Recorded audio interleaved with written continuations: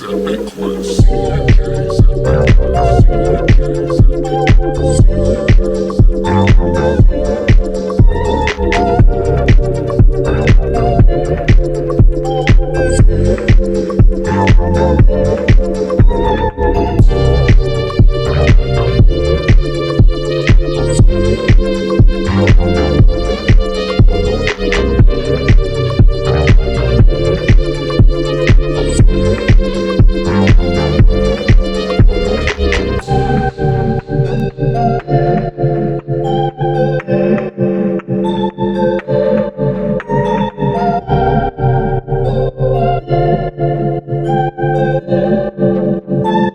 CMJ's Epic Quest. CMJ's Epic Quest. CMJ's Epic Quest. CMJ's Epic Quest. Hey everybody, welcome back to D&J's Epic Quest, your favorite chapter by chapter, first time readers Malazan podcast by default. Because I'm pretty sure we're the only ones doing this chapter by chapter as first timers. Just want to throw that in there. But you got your guy D-Hole along with his buddy Jug. Jug.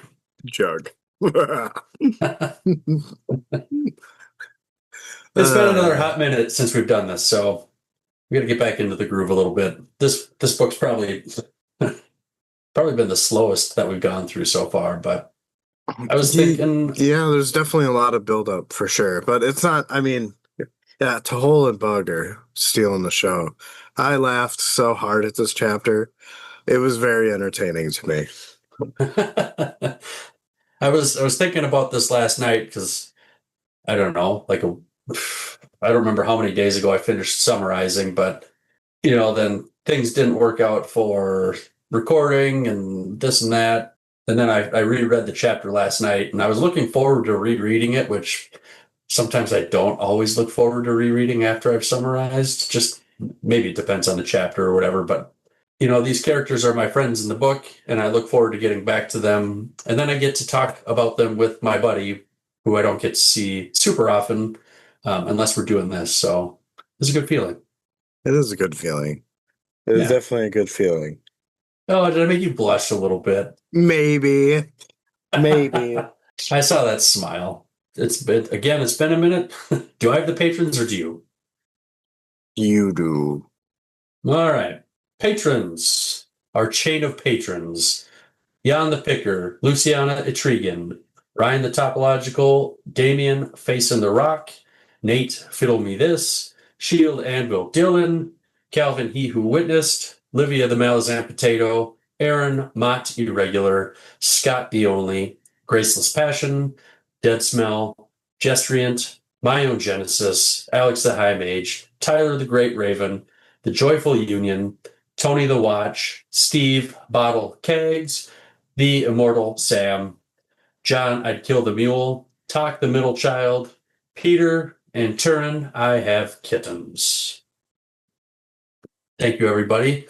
It's always fun to read those names off, and I enjoy the nicknames. So if you want one, if you'd like to be added to the list, check out our Patreon. You can get a free week. Yeah, then you can just join in on all the fun that we have. It's a good time.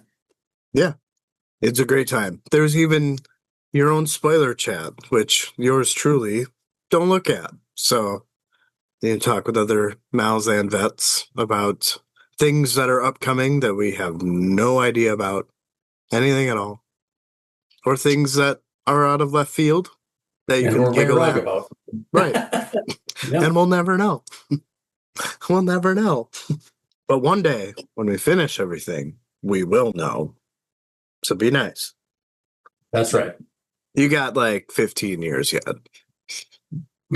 I hope it doesn't take us that much longer. Well, do you remember when we, I think it was just after we finished Gardens of the Moon, we went on 10 Very Big Books, finale or whatever. And they were like, oh, yeah, you'll be done before we will. No, that's not happening. That was almost 3 years ago. And we're only on the 5th book.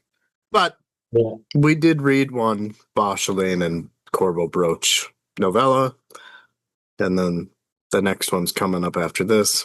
And then Night of Knives, and then Bone Hunters. That's the plan. That's the plan.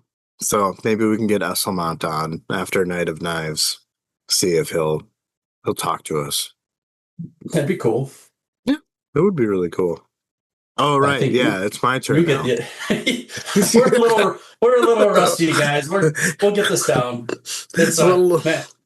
When was the last time we actually recorded? How long back have we gone? I can tell you right now. It was. Oh, that's today. Today is the March 14th was the last time we recorded. So damn near a month. Damn near basically a month. basically a month. I know, like I went to Colorado in there, and we had other stuff going on, and schedules just didn't line and stuff. But Right. Yeah, it is it's what it is. been extremely busy for me this year, and I even screwed up getting an any type of content out last week. I'm just realizing. Yeah, yeah, I was exhausted. So I don't know. I missed yours, so I can still push it out. Or if you want, I can do the next chapter of Midnight Tides because that's actually it should be coming out this week. I don't if you want to if you put out my interview with Chris Brenning. Okay. There's no random children needing to poop in that one. No. Okay. Okay. That's a callback to my interview with Adrian Gibson, which you cut out. Thank you for doing that. Adrian appreciates that. But yeah, in the middle of that interview, his son came in and said he had to poop, and he asked if we could cut that out just because Justin posted the video. I think for the most part, I think he probably didn't want his kid's face on the internet, which I understand, but it was a funny moment. Yes, it was. If he wants just that clip, I'm willing to send that to him if he would like it. Oh, okay. I'll ask him. I'll shoot him a message and ask. Yeah, I mean, keep that for high school graduation or something. Right? Yeah, something.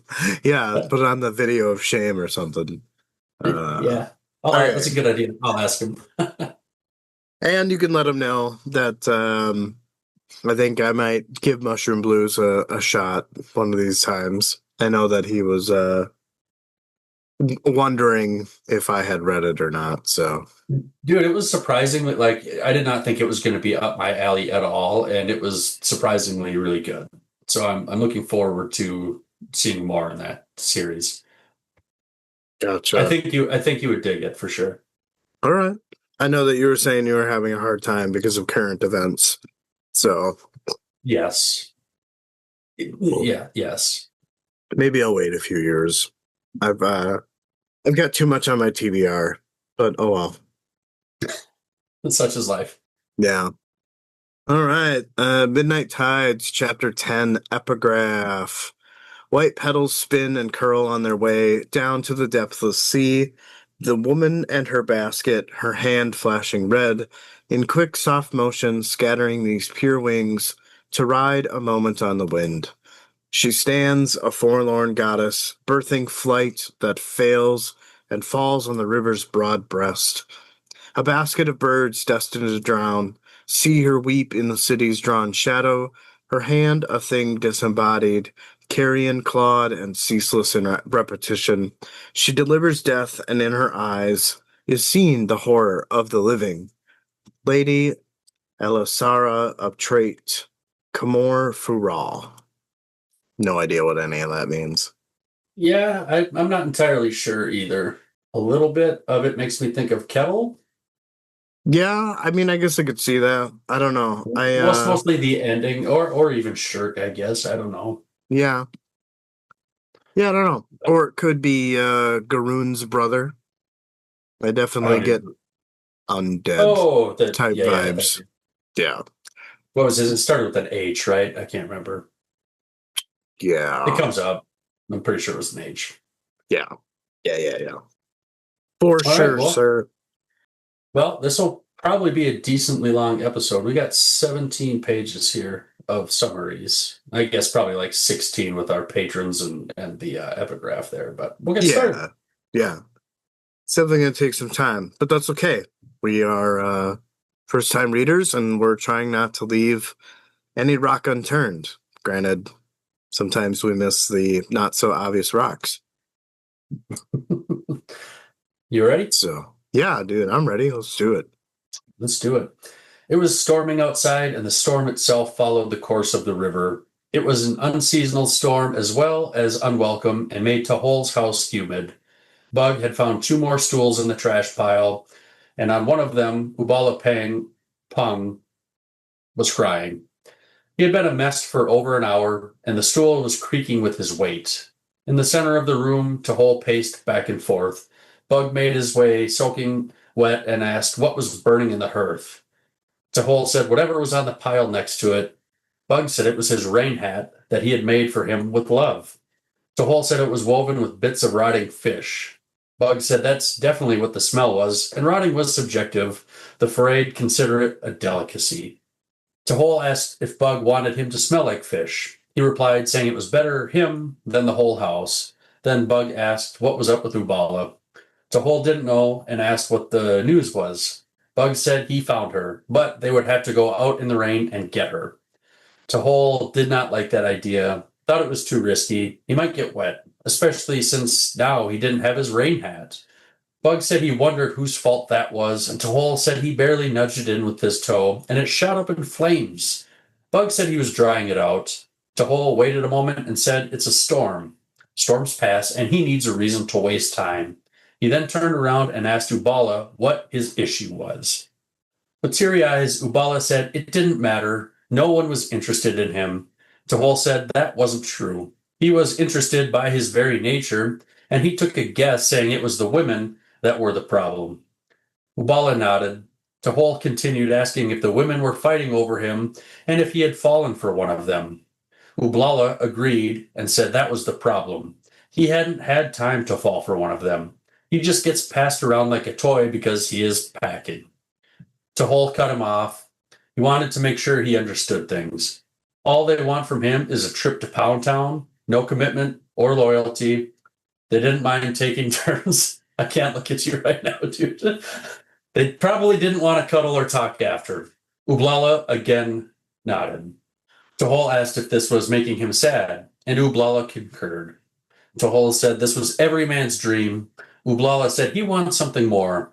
Tehol said no, that wasn't true, and asked for Bugg to back him up, which he did do. Then Tehol told Ublala to go clean himself up and said he was the pinnacle of male achievement. He told Bugg they were going to get her now and that Ublala could stay here for all he cared. He grabbed his smoldering hat from the fire. Bugg said it was about to go up in flames again. Tehol said that it was a good thing it was raining then. Outside, Bugg said he should have been more sympathetic to Ublala. He is very unhappy. Tehol said sympathy is for the small-membered. And Ublala has 3 women drooling over him. Bugg said that was gross, and Tehol told him he had been old for too long and there is nothing disgusting about drool. Then changed his mind, saying, well, maybe there was. But do they need to keep talking about sex? That subject makes him feel nostalgic. Tehol wanted to know where she was. Bugg said a brothel seemed fitting for her newly found raging addiction that the more she feeds it, the hungrier it gets. Tehol said that wasn't a very desirable condition for one of his best employees, especially since the addiction doesn't include her handsome boss. It should have been him, Tehol, crying back there, not Ublala. Bugg said maybe Shurq didn't want to mix business and pleasure. Tehol said she was in a brothel. Bugg said he had a point. Tehol said he was truly sad now. He wasn't this morning, and if the trend continued, then he would be swimming in the canal with bags of coins around his neck. They had arrived. Tehol said this was the temple. This is where she is? Bugg asked if he was surprised. Tehol said he couldn't afford to step through the door. Even Queen Janal comes here, but only a couple times a year. The annual membership is 10,000 docs, from what he has heard from someone else. Bugg said Matron Delisp, is probably happy with her new property. Tehol figured he was right, but how did they get Shurq out of here? Especially if this is where she wants to be. And the matron has like 30 bodyguards here. they just consider her a lost cause. Bugg said that was up to him. Tehol thought about it and said he would like to at least talk to her. Bugg said that was probably all he could afford anyways. Tehol said not to be absurd, and then hoped she didn't charge by the word. Bugg said she might charge by the glance. Their dead thief had blossomed. Tehol said that was thanks to him, and that they had a deal. Bugg said to tell that to her.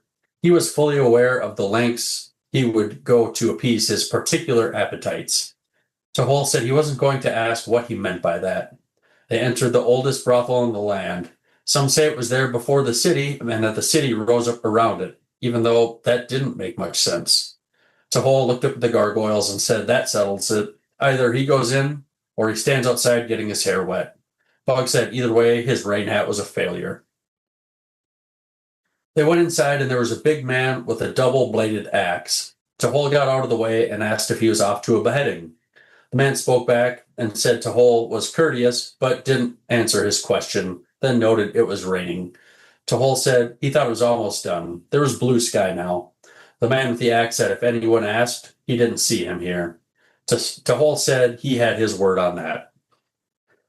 They were stopped again, and Tehol had a knife on his cheek, just under his eye, and Bugg managed not to walk into his master's back. A feminine voice said they were not in disguise, so they both knew what that meant. Tehol said he has come for his daughter. The woman said that was disgusting, and they couldn't abide that to make it happen. Tehol said she misunderstood. He was here to retrieve her before it was too late. He was here for Shurq Ilal. The woman said it was too late. Tehol said with her being dead already, he was aware of that, but it's her ancestors. They want her back in the crypt and miss her badly. Ghosts can be a lot of trouble, not just for the establishment, but for him as well. The knife was withdrawn, and she asked if he was done. Tehol said she must ask that question a lot, then asked if she was Matron Delisp. She said to follow her. She hated this room. As Tehol looked around, there was imagery of all sorts of couplings on the wall. He said it looked inviting enough. The woman said it was the spent smell. It smells of regret, and she hates it. Everything about it. She opened a door, and there was a steep staircase. She directed them to it and asked what the business with the ghost was, then said to never mind on that. She said he was only 10 years old when he fathered Shurq. No wonder she never brought him up, even when she was alive. Was he disappointed when she took up thievery? Tehol said it seemed like she didn't believe his claims. The lisp asked which question gave it away. Tehol said it wasn't as dumb as she thought, hence the disguise. She blinked, saying his disguise looked like a man in his 30s with a poorly made hat. Bugg didn't appreciate the jab at his hat, and Tehol said she was correct. She continued, saying it must have been a massive investment with sorcery. How old was he really? Tehol said 69. She said she was impressed and got back to the ghosts. Tehol said they were terrible, bent on vengeance, and so far he had been able to keep them contained to the family crypt, but sooner or later they will get out. It will be bad for all of Lotheris, and shudders to think what would happen when they arrive to the temple. Delisp said she was shuddering at that moment too, but for a different reason. A problem that had been present for a while, but he has a solution for her. Tehol said he was pleased. She said, go to the top floor. There is only one room. Talk to that demoness and get her out of here before the other girls flay her, Delisp, alive. Very interesting opening to the chapter, for sure. You got Ublala crying his eyes out because he's getting so much pussy. Yeah. Yeah. And, he's just a sensitive type, I guess. For a big guy, he's just a big teddy bear. So, Yeah, for sure. Big teddy bear. yeah. I didn't, this was a pretty long opening section. I didn't really have too many thoughts on probably a good chunk of this chapter. It's fairly straightforward, right? Like, they're just, Bugg comes back, it's raining, they need to go to this brothel to get Shurq, and they get there, right? That's kind of about it.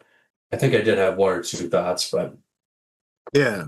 my first one here is this dude with the axe. So he's in a disguise, apparently. And his whole comment where he's like, hey, if anybody asks if you saw me here, no, you didn't. That makes me think that he must be somebody. I don't know who he is. I don't know if it's somebody that we've met, but I feel like he must be kind of a player because I feel like that's just like too much of a like hint. Like, oh, people come here, they're disguised to just throw that at us and it for it not to be somebody. But maybe he's not anybody. Maybe it's just a world building thing. I don't know. I mean, I feel like in the next one of these next sections, Shurq talks about the man with the axe, like very briefly. So I'm guessing that he was a customer of Shurq's and maybe doesn't want to be one caught in a brothel, and two having sex with a dead chick. You know, like maybe. Yeah, well, but I'm sure he was a customer, but yeah, like who is he is kind of what I wonder. yeah, it's funny. It's funny again. You know, we read the same words and we have a different interpretation. I mean, you think he might be somebody pertinent to the story. I kind of got the feeling that he's just a random, you know, we won't see him again, but maybe we will. I don't know. I just got that feeling that like he wasn't that important, but maybe he is. I Maybe guess you're onto something. we will see. My other thought here, I don't know if this is my last one or not. It looks like it is, but Tehol says he's 69 years old, and like for this chapter and this book, could there really be any other answer for how old he is? No, and taking in the time when this book was written, you know. Do you think Steven Erickson is doing something here? Like what? I mean, it almost kind of seems like the women have the sexual appetites of men in our society. A little subversion there, perhaps? Maybe. So is that like a way of making male readers a little bit more aware of the plights of females in our world? That's interesting. Could be. I guess I didn't really think about that at all. You know, some type of like sympathy. Because you gotta imagine, I mean, as sad as it is, I would imagine like it's a lot of very similar to a lot of male dominated careers, right? The reading of high fantasy books are probably traditionally catered to men. Kind of taking what we know about, or what Stephen would have known about that statistic, and maybe putting in some female sympathy, right? Yeah, definitely could be. I just thought it was interesting, but whole part with just the banter between Bug and Tehol had me absolutely busting at my seams the first time I read this chapter. Like the part with the rain hat, you know, Bug puts it next to the fire to dry out, but it's like, you know, terribly made. And so Tehol kind of scoffs at its design, right? But then he realizes that he needs it for function. But it's on fire now because he accidentally kicked it into the fire. And he's like, oh, well, it's good thing it's raining out, right? Which you know, would definitely suppress the flames, but I feel like I don't know. It was just funny. Just all of the banter between the two of them.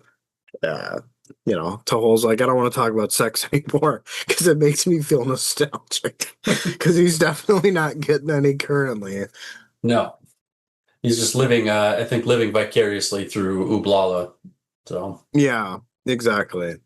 So I don't know. It was extremely funny. I liked this section for or this chapter for the amount of banter there was. yeah, it was good for sure. It was definitely entertaining. Yeah. Not at all what I would have expected in like a fantasy book. Sure. The lack of high stakes in this chapter kind of makes me think that something big is coming though. Like, you know, this chapter felt very smooth, very like low key, you know, not Yeah, high stakes, right? So it makes me think that it's like the calm before the storm. So I'm wondering if the next couple of chapters will be well, the next chapter is the end of the sub book. So okay. So, because this subbook is Prowse of the Day, right? I think that's what it was called, yeah. Yeah, and I can't say that I've really like seen anything that would be prowse, anything ship related, really. Maybe we'll get that in the last chapter here, the subbook. Yeah, did you see how long the chapter was? Like 30-ish pages. Oh, okay. A little shorter than this one. Another little shorty. Yeah, this one was pretty good. This chapter was pretty decently long, though. Yeah, it was like over 50 pages. I think I got hit hard on this one. You did. I definitely escaped unscathed for a bit. Up until I think I had one longer section, and that was only like maybe 4 pages. But, sometimes that's how the cookie crumbles, right? That's right. Nothing we can do about it. No, not at all. Well, if you're ready to move on, I am ready to move on as well. Take it away. Yeah. All right. The stairs were steep but well padded. The hand railing was covered in carvings of breasts and made the feeling of using the railing an interesting one. They met no one on the way up, and when they reached the top, they were both out of breath. They took a moment to catch their breath and shared a few words to reach out or to each other about the ascent and the breasted railing. Tehol knocked on the door. They heard the word enter from the other side. Tehol stepped inside with Bugg shortly thereafter. As the servant stepped into the room, he exclaimed out loud about the breasts. The wall paneling and the ceiling continued the scene of the railing, of mammary excess. Shurq recognizes Tehol and doesn't seem too excited that he's there. He explains to her that they have to leave. Even the matron agreed. Shurq assumes it was because of the other workers downstairs because she's stolen all of their clients. Tehol said that this wasn't surprising, but then reminded her that they had a deal.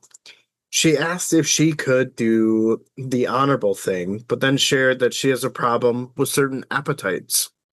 Tehol said that he wished he could help. Shurq raised an eyebrow at this, and Tehol corrected himself that it wasn't meant the way it was taken.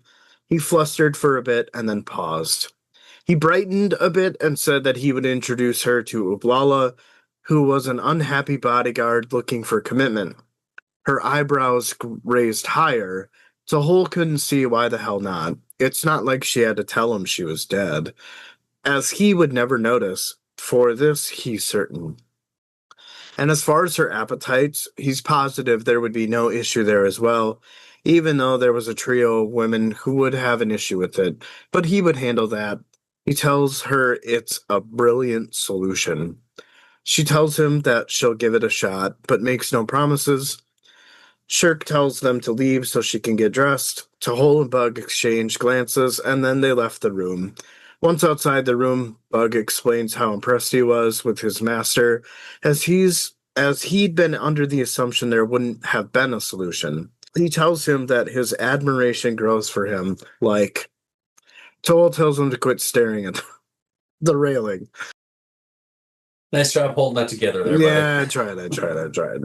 Yeah, again, it's just comments that I've already made. I mean, this chapter, again, this is another example, had me splitting my sides.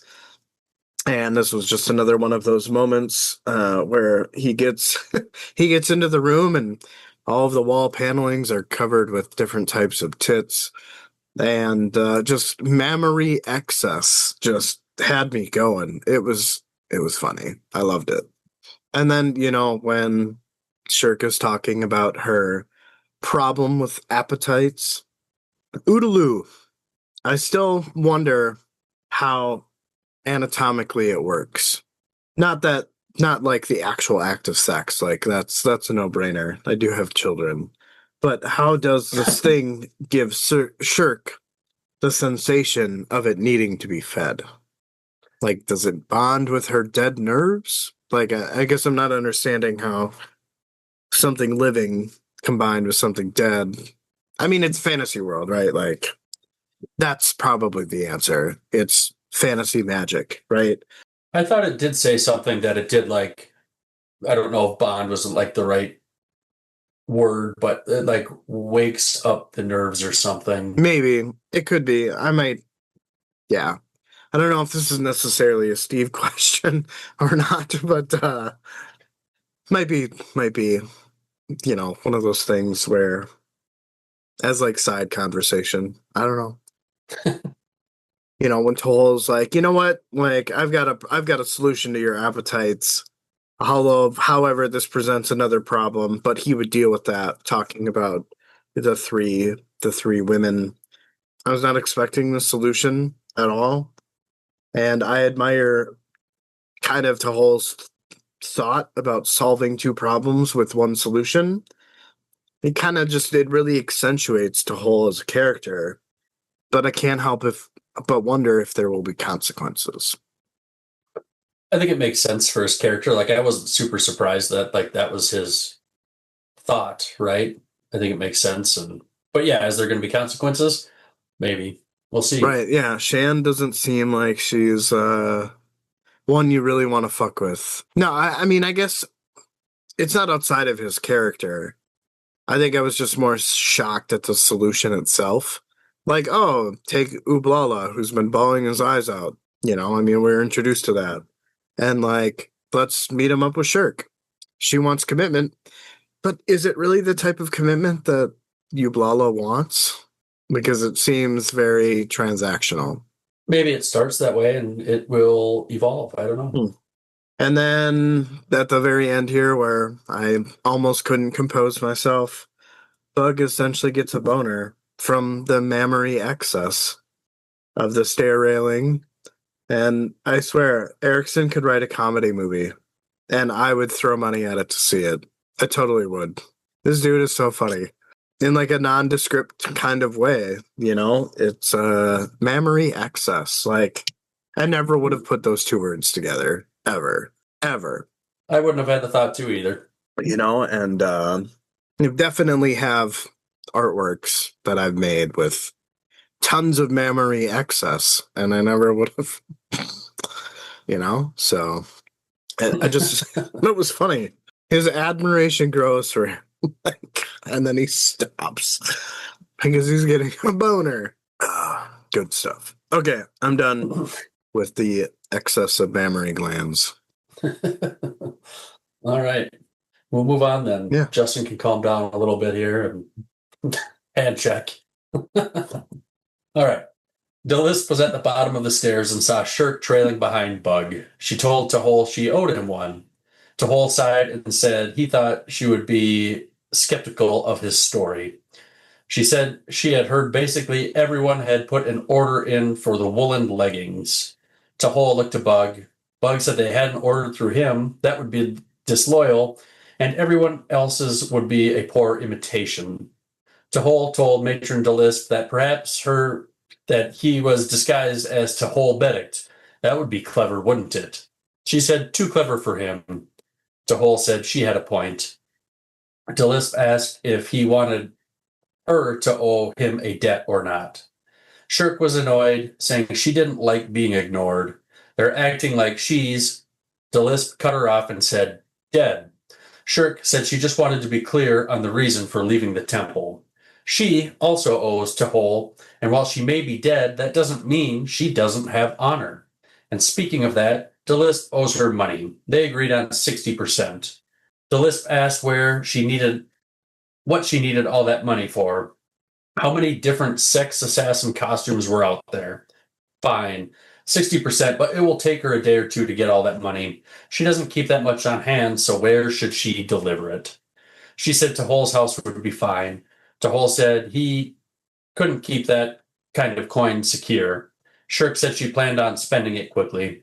Tehol said fine, but he wasn't happy about it. Too many comings and goings. It would arouse suspicions.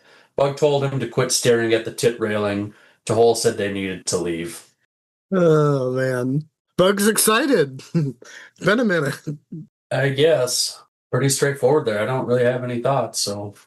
Shurq gonna get paid. She's gonna go blow her money on whatever she's gonna blow it on. So right.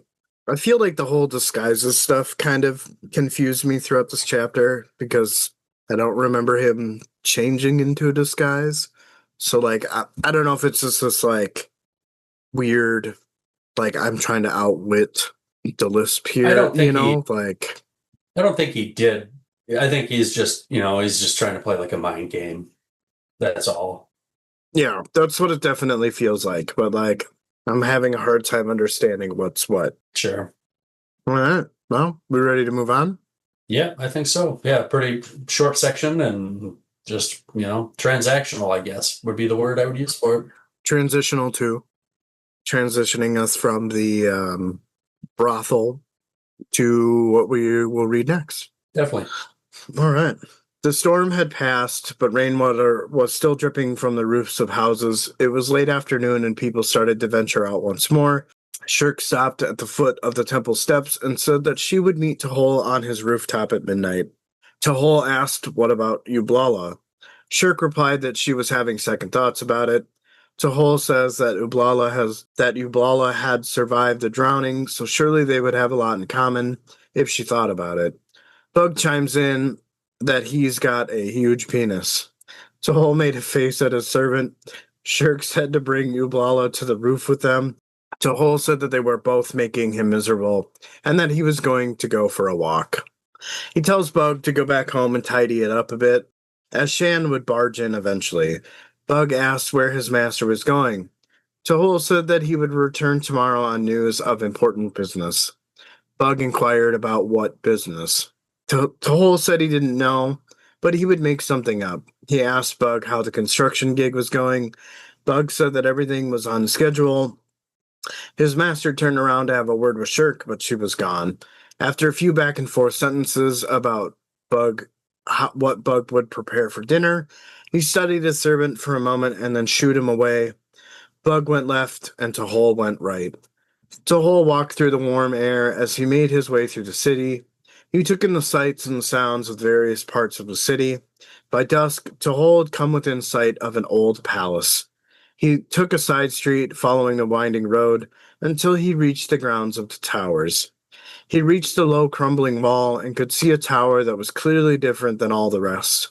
It was square instead of round. The triangle-shaped windows were dark, and the inset-stained black wooden door was shrouded in shadow. He saw no one in the yard and shouted for Kettle, asking if she was there. A small figure stepped out from behind a tree. Tehol said to her that she had startled him. She talks about some painter who stops by and tries to paint the tower and her, but because she hides behind trees, it makes the artist very angry. She recognizes Tehol as the man who sleeps on the roof. She reveals that a lot of people try to spy on him. Tehol tells her that he knows, as Shurq has told him that she, Kettle, takes care of them. They converse about the transformation of Shurq, and Tehol offers the same to Kettle. She wonders why. Tehol told her that it would make her less noticeable, like Shurq. Kettle finally says all right, and then states that Tehol looked friendly enough. She asks if she can call him father, then goes into a small familial rant, ending with a question if Tehol can help her. Tehol tells the child that he will try, and then explains that Shurq told him that the tower talks to Kettle. She said not to talk, but more like thoughts or feelings. She said that it's afraid. But there's someone in the ground that wants to help. Once he gets free, that is. She said that he was her uncle, and then explained about the bad ones. Tehol inquired about this and asked who they were. Were they in the ground? Kettle nodded. Tehol asked if these bad ones got out before her uncle did. Kettle explained that they would destroy them all and the tower, and that they will free the others. Tehol asked if the others were bad too. Kettle shrugged and explained that she wasn't sure as they didn't talk much, except for one, and she said she would make Kettle an empress. Tehol advised Kettle not to take that one too seriously. Kettle admitted that Shurq had advised the same, and the little girl explained that the woman in the ground sounds nice, and she wants to give the child treats and stuff. He tells her to be careful. Kettle switches up the conversation and asks if Tehol ever dreams of dragons. He questioned the word dragons. She shrugged, turned around and said that it was getting dark and she needed to kill someone. All right. What do you got? Section 4 here. I feel like I had a couple thoughts. Just After Bug just blurts out that Ublala's got a huge dick, Shurq finally is like, oh, okay, bring him to the roof with you. And I have a feeling it was more the huge dick comment, more so than they have something in common with the drownings. And again, just even summarizing it, this chapter had me giggling quite a bit. Yeah. It again, not what I would have expected. And just see it in my mind, like the holes, trying this whole angle of, well, you guys actually would have a lot in common, right? And then Bug's like, he's got a huge dick. Just out of the blue, like, and then Shirk's like, okay, bring him to the roof. Get him up there. I don't know. It was just the way it played out in my mind was. I'm glad you got a lot of joy out of this chapter. I did. It was hilarious to me. But I'm a child, so. All right. This part where they're talking about the tower that looks unique. It's more square and the other ones are rounder, which kind of tells me that it's older, which I think it says that. And it's interesting because round towers are more structurally sound than square ones. So that tells me. I did not know that. Yeah. They can hold more weight because there's no bending, right? Because the whole tower is circular, right? Like, so there's no lengths of like stress. Whereas in a square tower, the middle of one side is the most stress on whatever joints there are. So that tells me that it's older just with that. But, there were triangle shaped windows, and then the inset stained black wooden door was shrouded in shadow. And I didn't think this is stained black based on the sentence where Tehol wonders how it had survived this long as normal would have rotted by now. Not really any type of huge call out or detail by any means, but I wonder if it might suggest that the tower was made or occupied by the Edur or another culture that used blackwood. I don't think that this is just a stained door that's black. I think it's a blackwood door based on the comment that it had not rotted. Good catch. But we do know that this land was colonized, right? So I'd imagine that the Edur were here first, and then the Lethari came in, or the First Empire, or whatever, Sure. Again, they're talking about there's someone in the ground that wants to help. Once he gets free, that is. And no, it's not a reveal. It's, again, more shrouded in mystery type thing.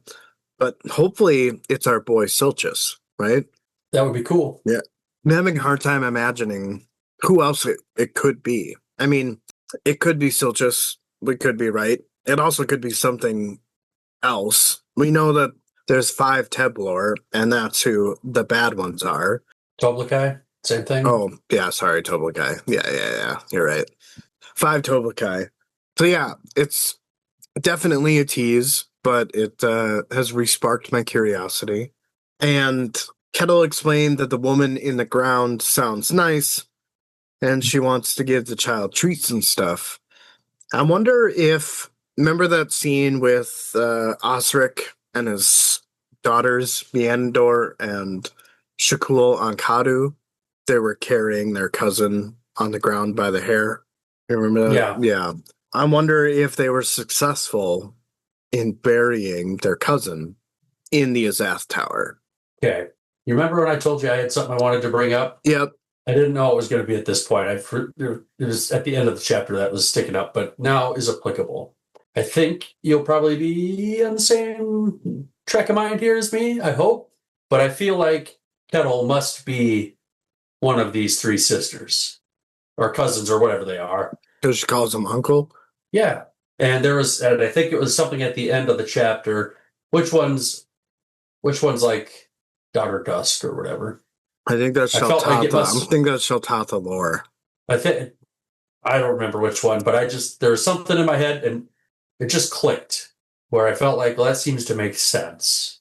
I mean, the hard part is, though, yes. Okay, Sheltatha lore is Father Shadow. What's his actual name? Fuck, we suck at this. Starts with This is what Scavendari. I. Yeah, there you go. Scavendari. Scavendari Bloodeye. He is the father of Sheltathalor, but he betrayed Silchus Ruin. But were they brothers? No. Maybe. No, I don't think so. Yet to be determined. I know that Scavendari is Edur and Silchus Ruin is Andi. So, possible? Maybe. You definitely got me thinking, but I don't know if I agree. I think Kettle is simply just a girl who died a very tragic death at a young age. Well, anybody, if it can be revealed, if it is just a girl dying a tragic death, let us know. Otherwise, just say nothing, I guess. Maybe I'm onto something. I don't think Silchus Ruin would be very happy that the daughter of his betrayer would be jailed with him or could hear him, But you might be desperate enough to not care if you can get out then. Maybe. It's very possible. I mean, she definitely seems to be in tune with this tower. So I guess we'll just have to read on and find out, right? We'll see if something's there or not. I kind of felt like maybe there is. It's definitely teased more so than other things in this book. I would imagine that there's going to be an explanation. Like you said, we'll just have to keep reading and we'll find out. Yeah, when we get to that last section, you'll have to point out specifically what makes you think that. Sure. Yeah, I'll try to remember. Because I think it was your section, so I probably didn't jot anything down for it. But you had the last section. Oh, did I? Yeah. Well, I probably still didn't jot anything down because I didn't. It was last night when I was rereading it that I had this thought spark into my brain. So I'm sure you'll be reminded. It might have just been like the uncle thing. I mean, and that came up here. So we'll see. Yeah. But, she also wants Shurq to be her mother. And now she wants Tehol to be her father. So. Yeah, but she's also like, I know they're not, she's not my mom and you're not my dad, but like we could pretend. But I don't know. We'll see. Just food for thought. Yeah, absolutely. There's definitely something surrounding Kettle that's interesting. Oh, you got anything else? Oh. All right. Turadal Brizad, the consort to Queen Janal, stood against the wall while Breeze took his students through some counter-attack exercises. Audience were not an uncommon thing when he was going through training with the guard, but Breeze was a little surprised Turadal was there. The consort was known for his lazy ways, and it was a privilege that would not have been allowed in the days of Breeze's grandfather, especially since Turadal was young and fit. 4 years of mandatory military service started at the age of 17. Back then, there were plenty of outside threats. Blue Rose to the north, independent and unruly city-states in the Draken's Sea, and other tribes on the eastern plain pressuring leather. Blue Rose now paid tribute to King Discanar, and the city-states had been crushed, now home to mostly goat herders on the islands. For Breeze, it was hard to imagine a life not being able to defend itself, especially once it reached adulthood, but Turadal Brizad was one such creature. He believed soldiering was left for the indebted, but Breeze originally didn't believe these words could have come from Brizad, but soon his disbelief began to waver in this. The Letheri military was still strong, but it was increasingly dependent on economics. Every campaign an opportunity for wealth, every meal a banquet, every paycheck a fortune, every formation a parade. I love the Corps. It's my Aliens reference for you. Few civilians bothered with military training now, and soldiers looked down in contempt. He finished his exercises, then waited around to see who would stay behind to practice on their own. Most stayed, and this made Breeze happy, and the two who left he knew were the Queen's spies. Ironically, everyone else knew this. Breeze put his sword away and approached the consort and said he didn't remember seeing him here before. Brizad said the palace was strangely empty. Breeze said there was less shouting than normal. Brizad smiled and said the prince was young, some exuberance was to be expected, and that the chancellor would like to talk when he was able. And he also understood he was healed from his mysterious ordeal. Breeze said the king's healers did good work as usual and thanked him, then asked what the chancellor wanted. He shrugged and said he wasn't the one to ask, just the messenger. Breeze said he accepted Tribunal's invitation and would show up in about an hour. Brizad said that should work and hoped that this didn't widen the feud between the chancellor and the Sita. Breeze said he didn't know there was a feud, apart from the usual differences of opinion, and he shared the concern. Brizad asked if he was ever worried that it seemed that peace leads to an indulgence of strife. Breeze said no, because opposite of peace is war, so by his argument, life is tilting between strife during peace and strife during war. Brizad said they exist in a state of perpetual stress both within themselves and the world. They may speak of balance, but in their souls burns a lust for discord. Breeze said if his soul was troubled, then he hid it well. Brizad said none of them here lacked that skill. Breeze said he wasn't looking for trouble and still disagrees with his stance. But he must be going now. Breeze thought about the words and thought there might be a warning in there beyond the obvious that not all was as it seemed. Breeze had figured out long ago what drew him into the fighting world. From dueling to warfare, the dialogue was simplified and straightforward. Threats, bargains, and compromises were all measured by the length of Letheri's steel, while self-discipline imposed some control over one's own fate, which helped diminish the effects of stress. Even more so when it was clear that the practitioner, that death used blind chance, so one had no choice but to accept the consequences, however brutal they might be. Simple thoughts that could be thought on at any time one wished, except when face to face with the enemy, blades unsheathed and dancing. Physical laws imposed limitations, and Breeze was happy with the predictability, which was sufficient to build his life around, while Brizad's life was less certain. His physicality and attractiveness to others was his greatest quality, and no amount of diligence could hold back the years that threatened it. Although there were alchemies and sorceries that could fill in the gaps, but the dark tide was reluctant to bargain because it followed its own laws. The worst part was that Brizad's efficacy was defined by the whims of others. As professional as he might be, anyone who was his partner was potentially a bottomless well of emotions yearning to grasp Brizad and trap him. However, there were rules in place. He was consort, Queen had a husband, and the Chancellor was bound by ancient law denying him formal relationship with man or woman. Basically, he had no rights. Any children he had would be bastards.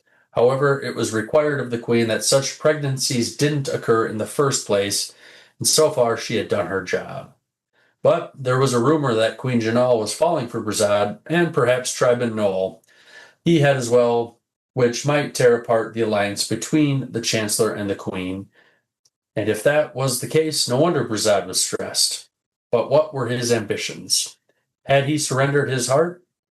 But to who? Breeze entered the room, took off his dark armor, and cleaned himself up, replacing the training sword with his normal longsword. A final look around the room, and he noticed some knives were out of place, telling him a spy had been through the room. Not one careless enough to leave the knives out of place. That was done by the spy, spying on the spy, to let Breeze know what had taken place. This was becoming a weekly occurrence. He moved the knives back and left. I hope that didn't sound as confusing as as it did to me as I read this. It is extremely confusing. Not because of how you summarized it, but because the section itself is kind of confusing. Yeah, let's go through it. Let's break it down. Well, I didn't have a lot here. My one thought here, and I guess we can go wherever after this, but the blades unsheathed and dancing, that whole paragraph, it kind of reminded me of the crippled god's speech to R'Lad. I don't know if you felt the same way, but I didn't actually make a correlation until you just said something, and I'm like, oh, for sure. Yeah. I think Breeze feels conflicted. Bryce feels conflicted, right? Like he's got this allegiance toward the king, but yet there seems to be factions appearing, and he's noticing it, right? And I think he's just kind of like trying to figure out where his place is. Sure. Yeah, which, and I might have brought this up later, but it feels weird to me that Breeze would feel unsure because he's always seemed like a pretty confident character to me. So it just feels strange. Right, yeah. But I mean there's multiple petitions in the Empire, and he's not sure which one he's loyal to or supposed to be loyal to, which I think is what's got him conflicted. And I know that they talk a little bit more about this when he goes to his brothers for advice. That's probably where I had note of Breeze there. But. Yeah, I think that this is just kind of introducing us to Rise's kind of estrangeness. Affliction? Yeah, sure. Or affliction, right? Like, he's obviously very confused, like, why does the consort or why does the commissioner, or what's his, Tribun. Yeah, Tribun Knoll. Chancellor, thank you. Why does the Chancellor want to talk to him? Why is the Queen's first consort coming and being the messenger? Like, it's all just very suspicious, So he's just trying to make sense of it. And therefore, he's confused, so we're confused. Yeah, well, it did a pretty good job. Yeah. Yeah, that was, I mean, I don't know if you have anything else to say on the section, but I don't think I really do either. I think I really struggle with these particular pieces in this book because I'm not sure what to take out of them outside of, like, understanding that it's confusing for the character, Breeze. Right. I would agree. But I'm ready to move on. Sure. I'm just going to grab a snack quick while you read, but I'll be right back. All right. Sounds good. All right. Breeze entered the small, cluttered chamber of the Sita. He heard Kuru Kwan call him, and Breeze followed the voice. When he finally found Asita, he was suspended by leather straps from the ceiling. He was wearing a strange helmet affixed with multiple lenses. He was staring down at a yellow map. Breeze tells the Sita that he has little time, as the Chancellor wants a word with him. Breeze then inquires what the Sita was even doing. Kuru Khan asked if it was important. Breeze said that he guessed that what the Sita was doing wasn't important. The Sita said no, not that, but inquired about the Breeze meeting with the Chancellor. Breeze said that he wasn't sure, but suspects that because he's seen as a big player, that he'll be used in some pivotal role, and to the details of the role, he's not the slightest idea. He goes on to explain that the king rarely asks for the king's champion's advice, to which he's grateful, but because this way, his opinions would have little to no influence on the king's decisions. Kuru didn't reply to Bryce regarding his speculations, but explained that he was trying to prove that the world was round. Bryce agreed and said that this was common knowledge, dating all the way back to the colonizers of the First Empire, when they circumnavigated the globe. Kuru said yes, but that was because they physically did it.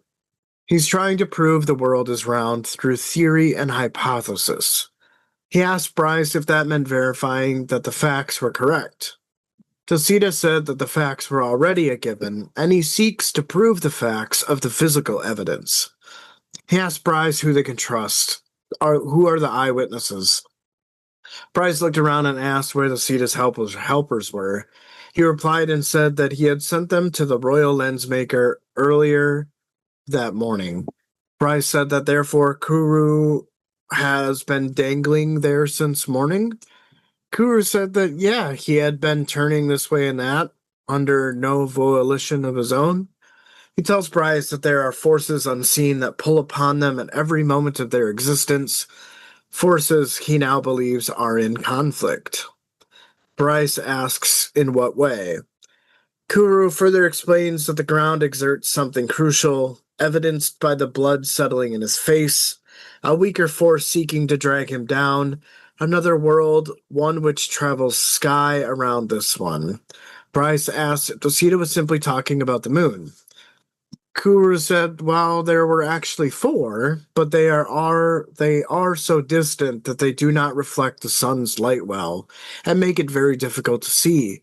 Even though early texts suggest this was not always the case, the reasons for their occlusion or fading is not known. He contradicts by saying that maybe they're not distant at all, but extremely close, but relatively small. Bryce looked at the map on the floor and wondered if it was the original. He then asked what new perspective Kuru was able to uncover with all those lenses. The Zeta says that was an important question. He had the map in his hands, but then it fell. He followed this up by saying he was rewarded with insight and said that all the continents at one point were all joined at one point. He then asked what forces have pulled them apart. He then asked an unrelated question. He asked Bryce who had forwarded the Chancellor's request. Bryce was caught off guard by the sudden change in topic, responded by saying it was Turudal Brizard. Kuru said that Turudal was a troubled man with sorrow in his eyes, but asked Bryce what Turudal had said. The King's Champion said that Brizard had spoken of a feud between the Sita and the Chancellor. Kuru replied that this was the first time he's heard of it. Bryce then asked if the feud did exist. Kuru said that he's sure there is and asked Bryce to try and find out more about it. Bryce said he would do what he could. He then asked if he could at least help to seat it down. Kuru refused to help and said that there would be more insights to gain. Bryce said that if he stayed up there any longer, he would pass out or lose his limbs. Kuru asked if he still had limbs. Bryce couldn't take any more and moved beneath the Sita and told him that he would be unstrapping him.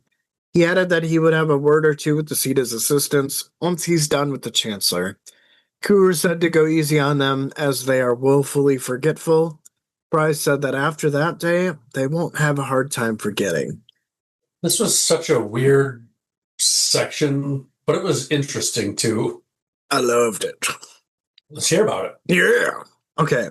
So again, it's kind of this more like disjointed conversations. And I kind of enjoy a little bit about this because Bryce is like, hey, what are you doing up there? And then Kuru asked if it was important, but he wasn't responding to Bryce asking what he was doing up there.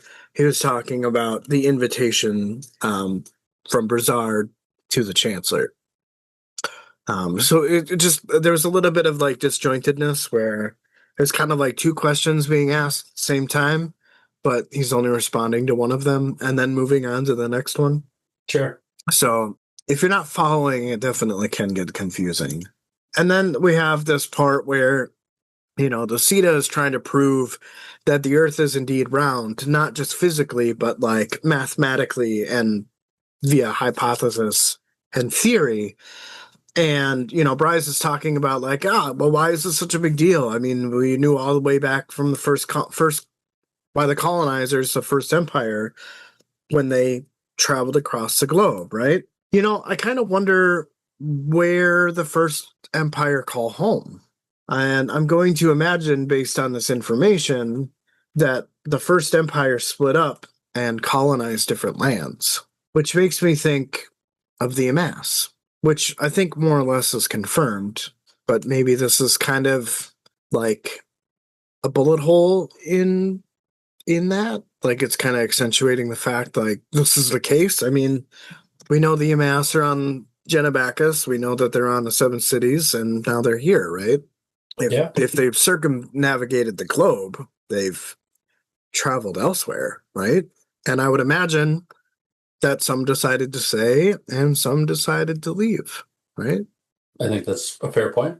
Thus, I would imagine might be, different lands allow the Amass to evolve in different ways, right? Like some of them end up becoming Barghast, some of them end up becoming Teblor or Toblakai. Lots of possibilities. The Jack or the Heck. Stay quiet. Yeah. We know that they're soul taken though. So I was right about that. Yeah, that's true. And then there's this part where, he's, the Sita is suspended from like leather straps from the ceiling, and he had a map in his hands and it fell to the floor. And he tells the King's Champion that there are forces unseen that pull upon them at every moment of their existence. Forces he now believes are in conflict. And I don't know why this was interesting to me, and I wonder if this is about the holds or the empty holds slash throne. Does this include everything we've read so far through book 4? Are these the forces he's referring to? Because, I mean, sometimes I forget that this happens before everything we've already read. So I'm wondering if the forces he believes are in conflict are things we've already read about, and some we probably haven't. I had a very different interpretation than you. What's that? Discovered gravity. Oh, yeah. That's what I thought he was like. He's like, oh, it's like, I mean, he doesn't say the word gravity, but that was like effectively what it is to me. Sure. Oh. I do Sorry talk to, like, about that. just shit No, all no, over no, you. no. Okay. I have that surprise reaction because I bring that up later in Okay. this exact section. But yes. Gotcha. Okay. Yeah. So the next one, in his face, a weaker force seeking to drag him down another world. Which one travels the sky around this one? And I kind of want to take back my comment that I just made, but I feel like they're talking about gravity. But maybe that's something we haven't considered before, right? They seem to be knowledgeable, but maybe the sorcery in this world is being able to tap into gravity and other scientific elements. What was this also talking about the moons? Did you say? I haven't gotten there yet. Okay, I mean, because like obviously moons affect the tides and stuff. Exactly. Sorry, if I'm getting ahead of myself here. No, it's Getting okay. They talk about how there's actually 4 moons. But I think that's funny because aren't there 4 founding races? We got the Amass, we've got the Jaghut, we've got the Fork Rule of Sail, and we've got the Kachan Chamal. Oh, right? Interesting. And we learned in the prologue that the Chain Chamal are not from this world. Neither the Taistandi or the Taistidur, right? Like they conflicted over this land. So I'm almost True. kind of wondering if these moons, right, are the holds or related to the holds, and the gravity and the scientific notions that we can apply from our world to this is the sorcery or the Warrens, right? Like, is that how they tap into traveling between different worlds, different realms? Maybe. I don't know. But yeah, it's interesting because they go on to say that they are so distant that they do not reflect the sun's light well and make the moons difficult to see. But that's just what early scripture has suggested, but it's not always that case. And the reason for their occlusion or fading is not known. And then he's saying that maybe they're not distant at all, but extremely close, but really small. So that kind of makes me think that they maybe not really moons and that they're realms. That's an interesting thought. Realms where they all left their homes and got caught up in conflict on this world, and nobody's gone back to their worlds, or I don't know. And maybe that's how they're able to access Warrens, is because they're so close. Maybe that is the power. I don't know. This is turning into a sci-fi book now. Kind of, yeah. It's really interesting. I was really surprised at all of that. So I thought it was important. So I talked about it. It's a good catch, man. Last thing, again, just another moment where this chapter made me chuckle quite a bit. It clearly seems that the Kuru Khan is on the verge of losing consciousness. So Bryce is like, "Yep, no, I've had enough. I've seen enough. I'm taking you down. Otherwise, you could pass out, or worse, you could lose your limbs." And then the Kuru Khan's like, "I still have limbs." So he clearly has lost the feeling in his limbs. So again, good comedy, which again also makes me feel like something big is about to go down, right? Like we've got kind of this, not very high stakes chapter. There's some drama, but it's either left in a mysterious fashion or it ends up being just kind of like lighthearted, or there's some solutions presented.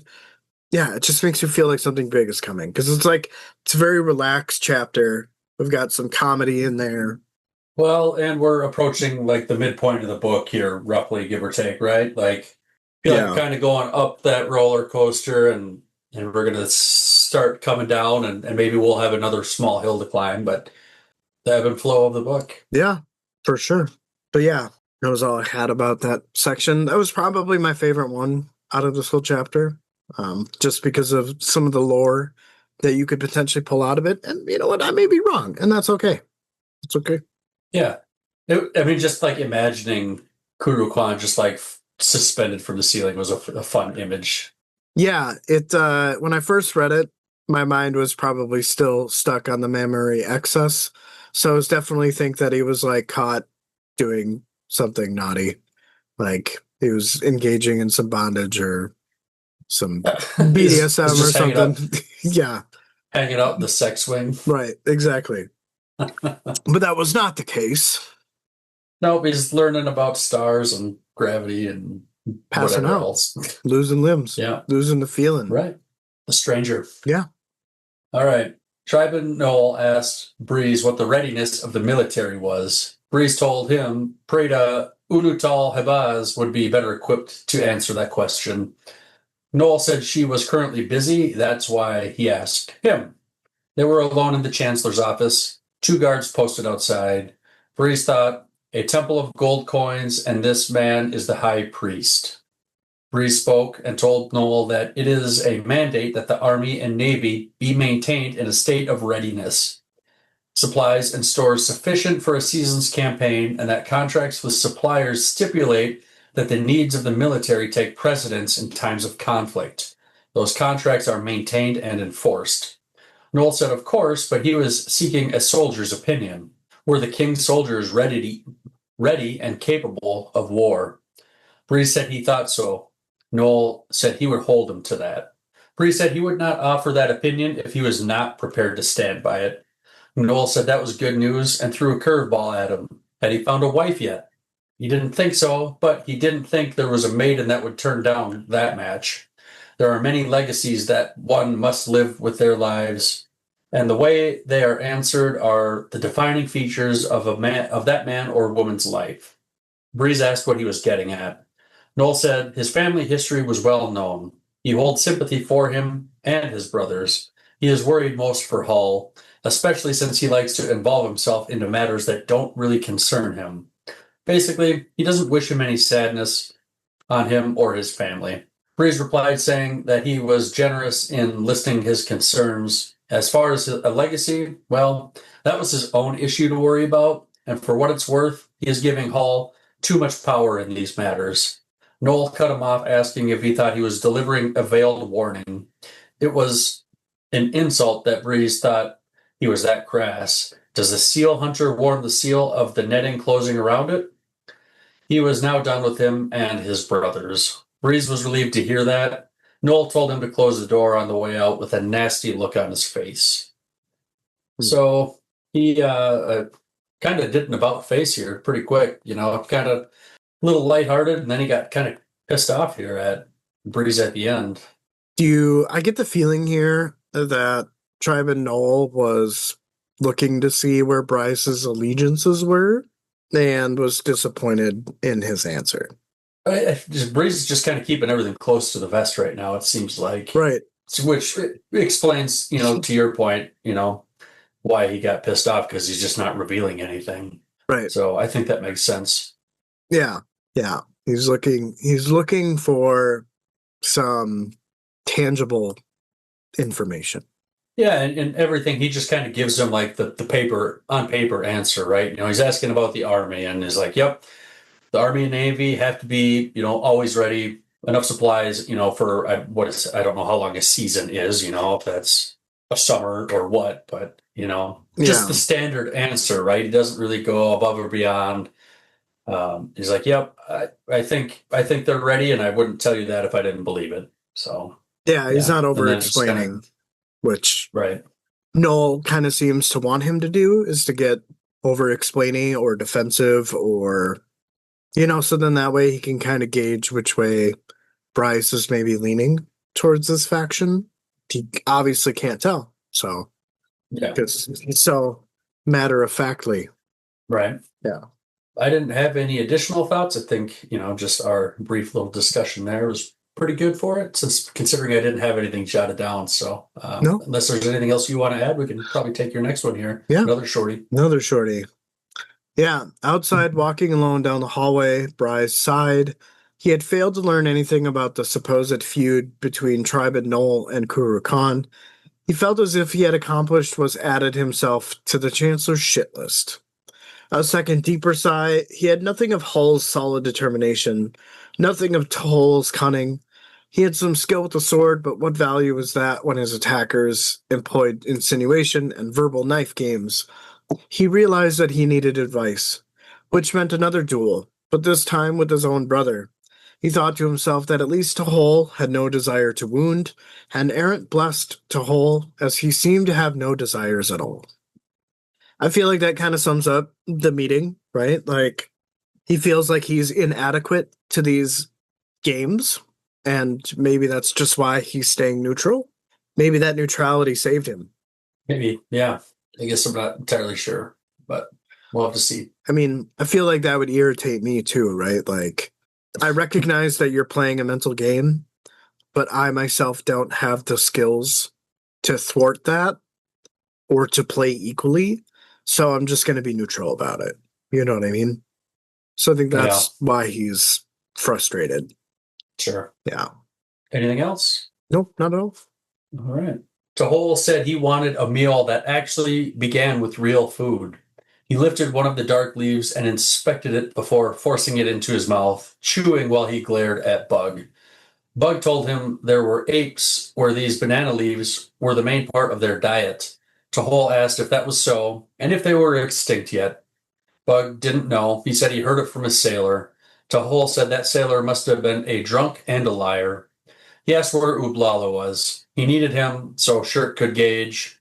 Bugg finished the sentence and said, length? Tehol said, worth. And where was he? Tehol said that was good, but the pining wasn't. The roof was good, but the pining wasn't. Bugg, did Bugg think he needed another talking to? Bugg said he didn't think he needed a talk from him or Tehol. Tehol said to give him some more leaves and whatever that sauce was. Bugg said whatever it was leaked from the leaves themselves, and it reminded him of... Tehol finished his sentence again and said, a tannery. Bugg agreed. Tehol said he had a thought, and Bugg asked him not to go down that road. Tehol said it was coming back. Bugg asked if that meant the thought, and Tehol said no, the meal, and it was time for some fresh air. Bugg asked if he could join him. Tehol said that was fine, and it was clear that during the preparation of the meal, Bugg had worked hard at ignoring whatever impressions he had, and that he might be exhausted from the work. And if he wasn't, he should be. They turned as they heard a sound. It was Shand. She told Tehol that he was a liar and a thief. Bugg muttered that it was the company he kept. Rasar and Hedgen were behind Shand as she stormed in. Tehol spoke, saying he was impressed, and Shand asked with what. He told her it was her vigor, and at the same time he had not done a good job of directing her energy.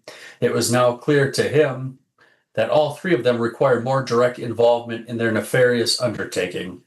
Rasar said he was doing it again, and Hedgen said they were supposed to be beating him up.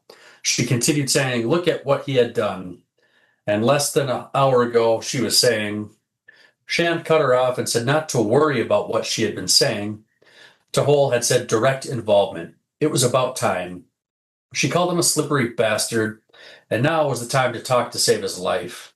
Tehol said to make themselves comfortable. Shand said they were.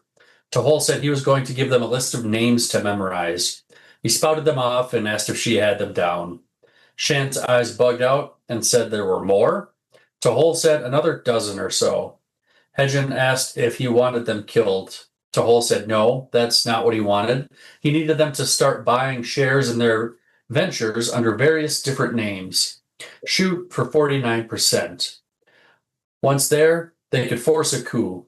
The goal would be controlling interest, but they could only do that with an ambush. So the timing had to be perfect. So once they are done purchasing, don't do anything else. Just report back to him. Shand asked how they were supposed to afford all of this. Tehol said they had plenty of coin. The coin he had invested on their behalf had had a good return. Now it was time to use it. Shand asked how much of a return. Tehol said more than enough. Shand pressed, asking how much. Tehol said he hadn't actually counted it, but Bugg said about a peak. Shand was surprised and said she hadn't seen him do anything. Tehol said if she had seen him, then he wasn't careful enough. It was best they just start with the names he had given. The next group could come later, but he had meetings tonight. Shand asked what kind of meetings. Tehol waffled, saying this and that, and he begged them not to keep crashing through his front door. It would be noticed sooner or later, and that would be bad. Rasar asked what they had been eating as she scrunched her nose. Bugg said this and that. Shand said they needed to get going. Maybe Ublala would turn up. Tehol smiled and said he was sure he would, and they should get some sleep. They had busy times ahead. The three women left, and Tehol said that went well, with a smile on his face. Bugg told him Rasar had a knife hidden up her sleeve. Tehol seemed a little surprised and said he trusted Bugg. He had his own knives close at hand. Bugg said he didn't have any. Tehol paused and asked where all their weapons were. Bugg told him they didn't have any. Again, surprised, Tehol asked if they ever did. Bugg said no, only some wooden spoons. Tehol asked if he was any good with them. Bugg said very good. Tehol told Bugg to clean the place up. It was a mess. As always, Bugg said he would if he had time. That was a pretty good section. I don't know what I would say is my favorite section in this chapter, but that one was pretty good. Yeah. A couple thoughts on this section, but Shand and Rasar and Hedgen, they show up, and Tehol he's saying he's impressed with them. He told her it was her vigor, and at the same time, he had not done a good job of directing her energy. And just Tehol, he's just so good at bullshitting people on the spot, like just coming up with it. But then the next sentence, Rasar said he was doing it again. So, he has a way with these words, but not everybody's buying it. And Rasar is, one of the ones that isn't buying it. But it was working on Shan. She was eating this stuff up, with this direct involvement, But Rasar's just like, we should be beating him up. You said an hour ago. And she's like, forget it. Don't worry about what I was saying. Things have changed. So I don't know. It's just funny seeing him work his way out or try to work his way out of these situations. Do you think that it's bullshit, or do you think that he's thought long and hard and is waiting for this moment? I could see it being a mixture of both. It seems like he's just always kind of trying to buy himself more time. Yeah. Because didn't Tehol burn somebody in the past, right? Didn't he burn some people and they had to kill themselves? Didn't we find that out earlier in the book? I mean, he because he has such he doesn't like the Letheri culture, like the greedy money stuff. So I think he made a lot of people kill themselves because he crashed the economy. Right, and I kind of wonder if he's not going to try to set these three women up for something similar. He's just using them for right now. I don't know. I mean, they approached him though, if you remember, they sought him out, and I did not remember that. They want him to do the same thing that he did previously, so that they can get back at Letheris for. Okay. You know what I mean? So they kind of have they have that commonality. Then they both kind of want the same thing, right? Yeah. So I think that Tehol is just he's planned all this out. I mean, he's done it before. I would imagine that this is how he did it, right? Slowly over time, as his money made investments, right? He started buying 49% of shares of different companies and then outbid them, right? Because now he's essentially a partner, not very good at these types of economic things. He's just going to bankrupt all these companies once he gets the majority ownership or whatever. Yep. And take all their money. And then he's going to make it disappear. Solid plan. Yeah. I mean, you got to respect the hustle. So. Yeah. If only I had my own little Tehol. Yeah. Yeah. Yeah. There would be plenty of people I would seek him after. But yeah. It just, yeah, I Uh, like Bug as a character. He's comically stupid, but he's incredibly smart. yeah, So I respect him. I like Bug's little parrot of Tehol near the end where they were. like this and that thing. Yeah, yeah, yeah. So Yeah.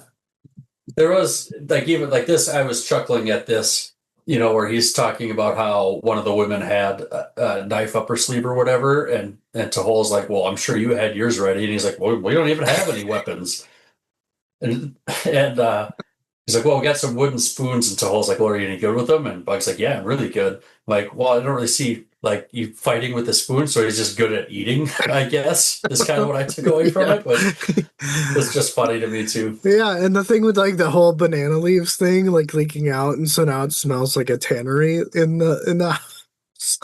And even one of the Gross. girls like stuffs with their nose like it stinks in here. Yeah, it's funny. It's like I almost kind of get like Dumb and Dumber vibes from Tehol and Bug. You know what I mean? Yeah, But like that's a good comparison. it's methodical, right? Like I don't know. It's like if Lloyd in Dumb and Dumber was actually secretly smart, but what you saw from him is what you see in the movies. It would. I don't know. It's just so funny. It's just hilarious. Like, I almost kind of wonder if like Steve watched that movie and was like, I wonder what happened if these guys were incredibly useful. What if they said yes to putting the lotion on the bikini women at the end of the Right, movie? exactly. Yeah, What would happen yeah, if these guys were actually smart? So maybe we'll see what happens. But yeah. yeah. That's all I got. All right. You're ready to take your next section here. Yeah. Ublala Pung was lying face down near Tahol's bed. Tahol, as he approached, asked if something was wrong. All he received from Ublala was a muffled reply. Tahol suggested that he fix his face as there was someone who wanted to meet him, and it would be great if Ublala made a good first impression. The half Taranthal said all right, and Tahol said that it would be difficult to make that impression if he continued lying there. He admits to the half Taranthal that he thought he was dead when he first arrived onto the roof. Tahol said that this might be a good thing. He heard a scuff of boots and turned to find Shurq stepping from the shadows. She asked if this was him. Tahol said that she was early. She seemed to be unaware of her being too early, but then asked if they were waiting for a necromancer to reanimate the Taranthal. Tahol said that was a good idea if he was actually dead. He tells Ublala to get up and introduces Shurq. Ublala, without moving from his face down position, asked if she was the dead one, the thief who drowned. Shurq said that Ublala was already holding something over her. Tahol said once again for Ublala to get up, as Shurq has needs that he could satisfy, and in return Shand, Risarth, and Hejan would leave. The face-down Terathal asked, what if they didn't? Tahol replied that Shurq would tell them to leave. Shurq, surprised at this, wondered if she would. Tahol, exasperated, said that neither of them were cooperating with him. He tells Ublala to get on his feet. Shurq said it wasn't needed and to just roll him over.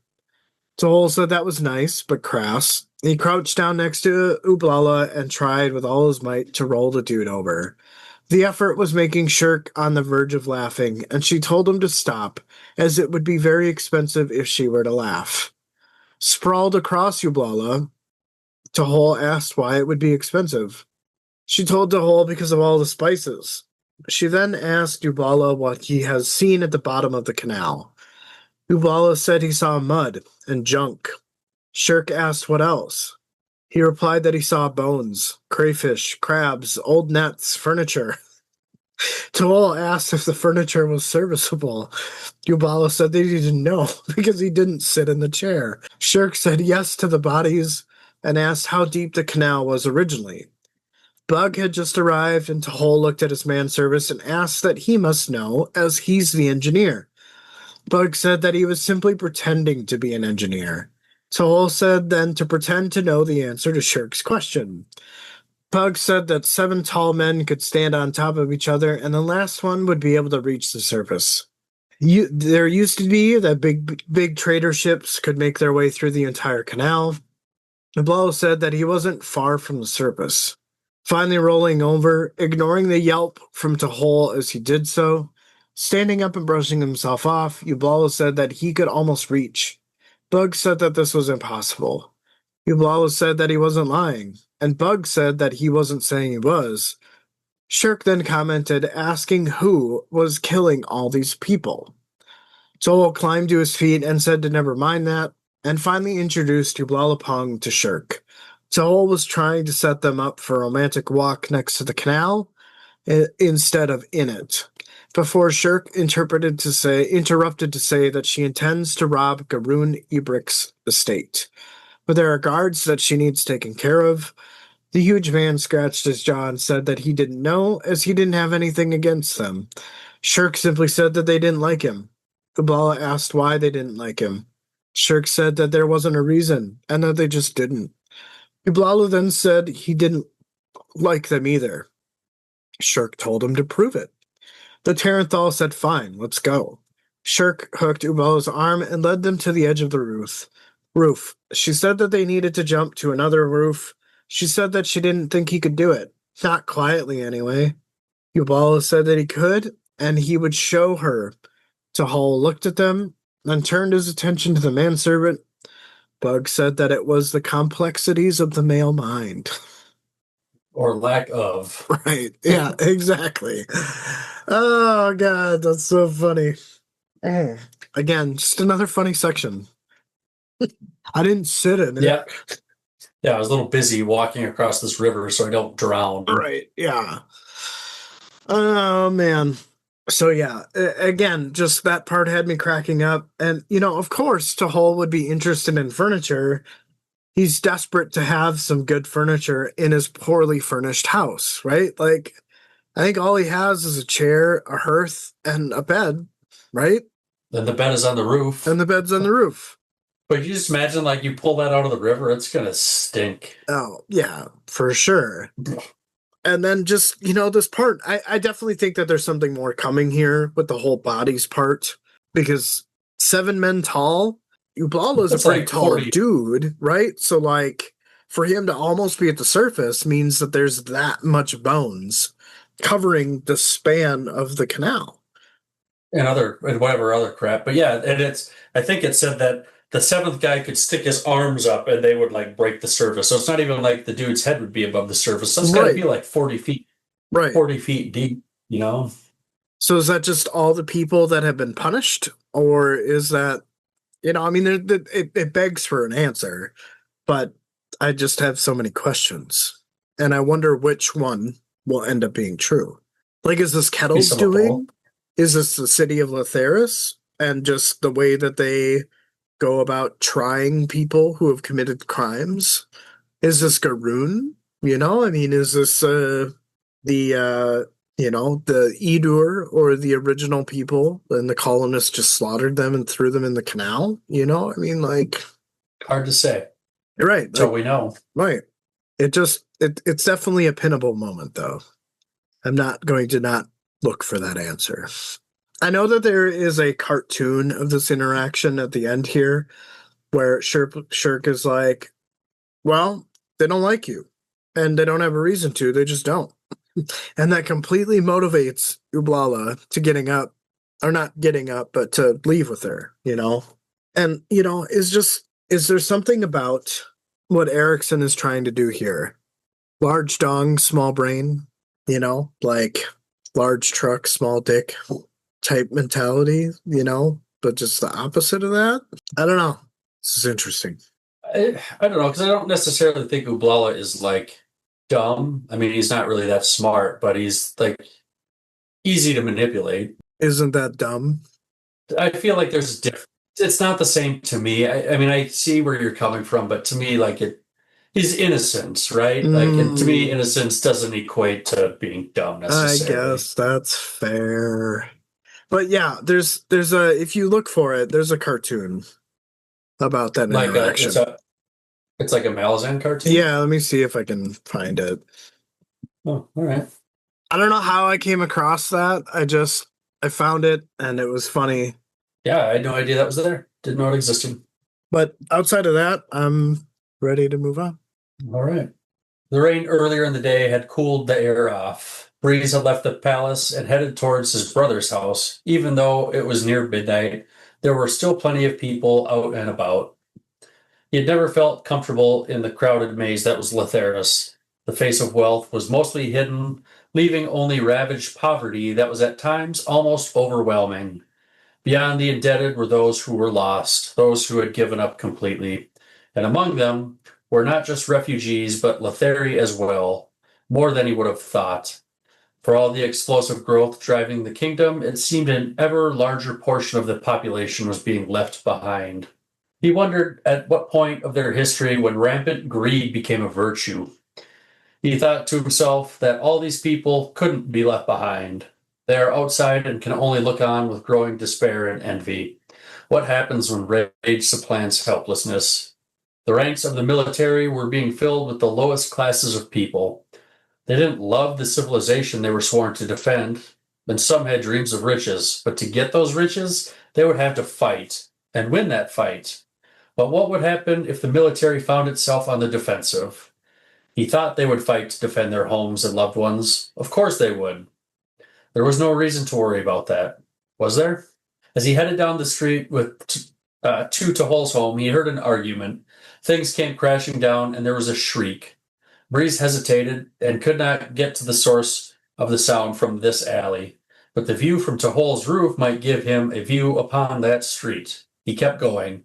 He knocked on the door with the end of his knife. There was no answer. He entered and climbed the ladder.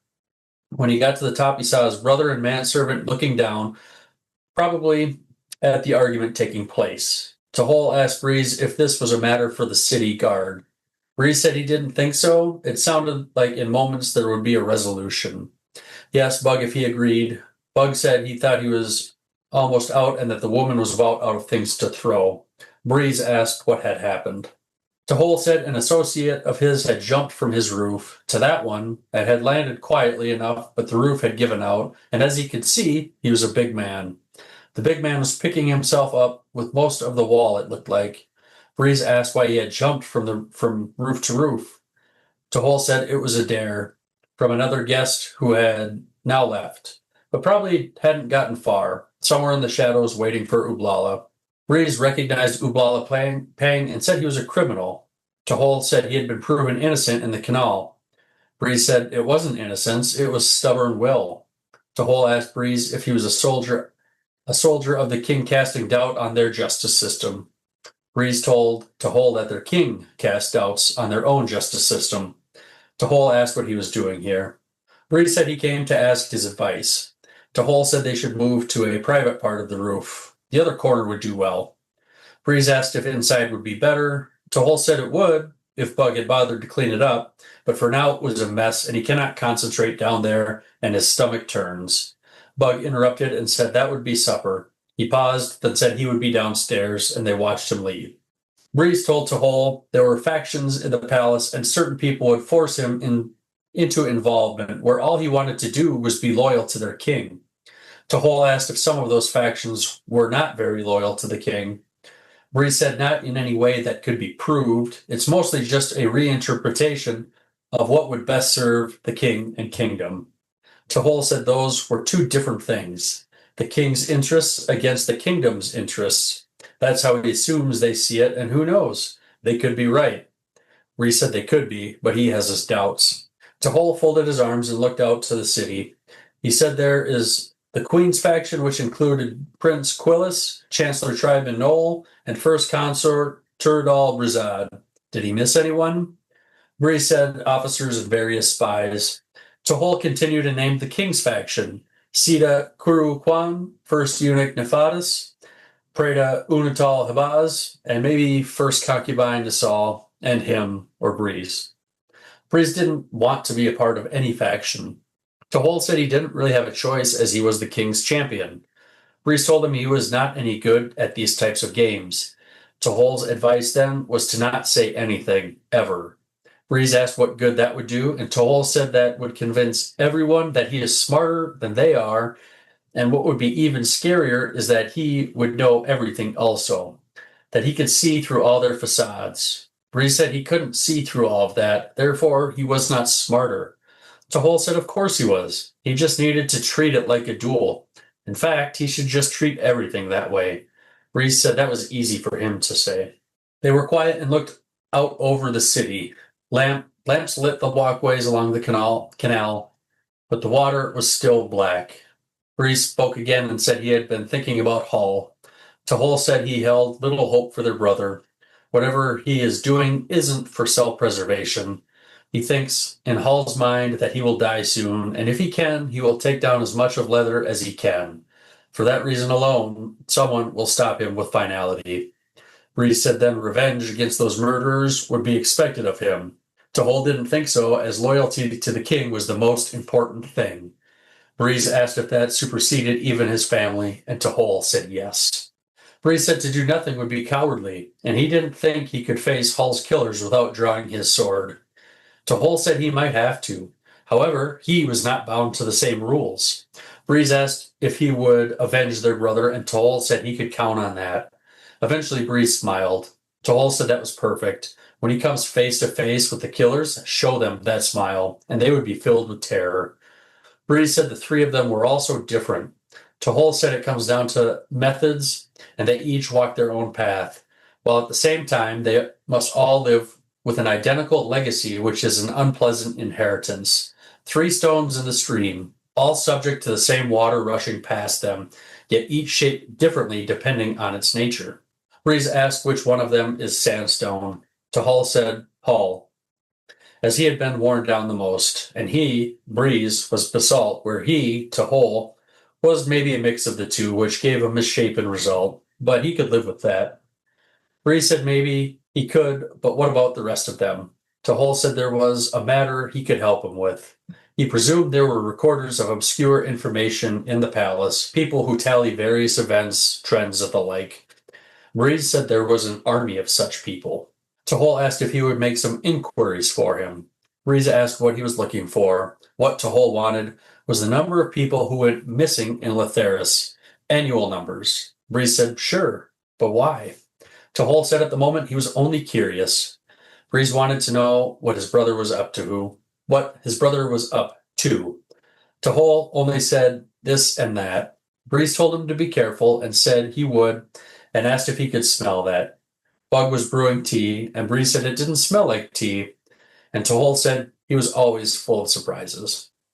Do you think he was making tea out of the residue leaking from the banana leaves? Maybe, I guess. Kind of gross. Yeah, pretty much. Yeah. I think this section is probably the one I had the most thoughts on, and maybe this would be my favorite section, at least that I had, just kind of going back through it. Something I didn't catch the first time, reading this. It says, beyond the indebted, there were those who were lost, those who had given up completely. It's just so sad to be so indebted that you don't have any hope at all, and you just accept that. Like, you're just the poorest of the poor.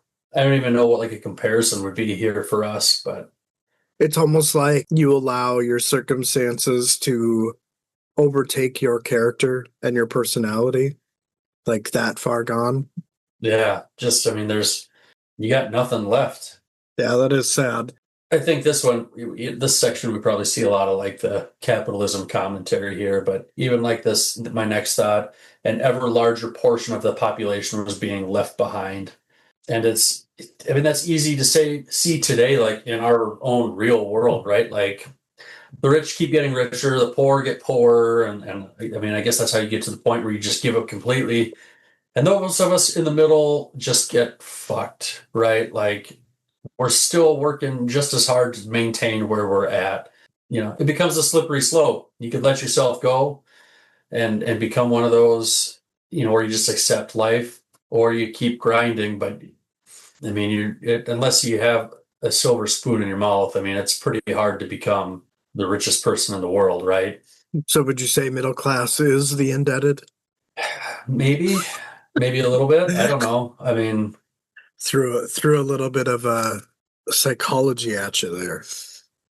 I hadn't really thought about that, but I guess I mean, because a lot of like the real world, our real world. I mean, you see a lot of people who are probably on the lower end of the class system, like I guess money wise, like a lot of those people join the military, right? Because, it is like a guaranteed source of income. It is, you are going to eat. Like, yeah, you're going to have to work hard and everything, but you've got 3 meals a day, you've got some sort of shelter, you've got some sort of found family that you're going to get, going through all the trials, Yeah.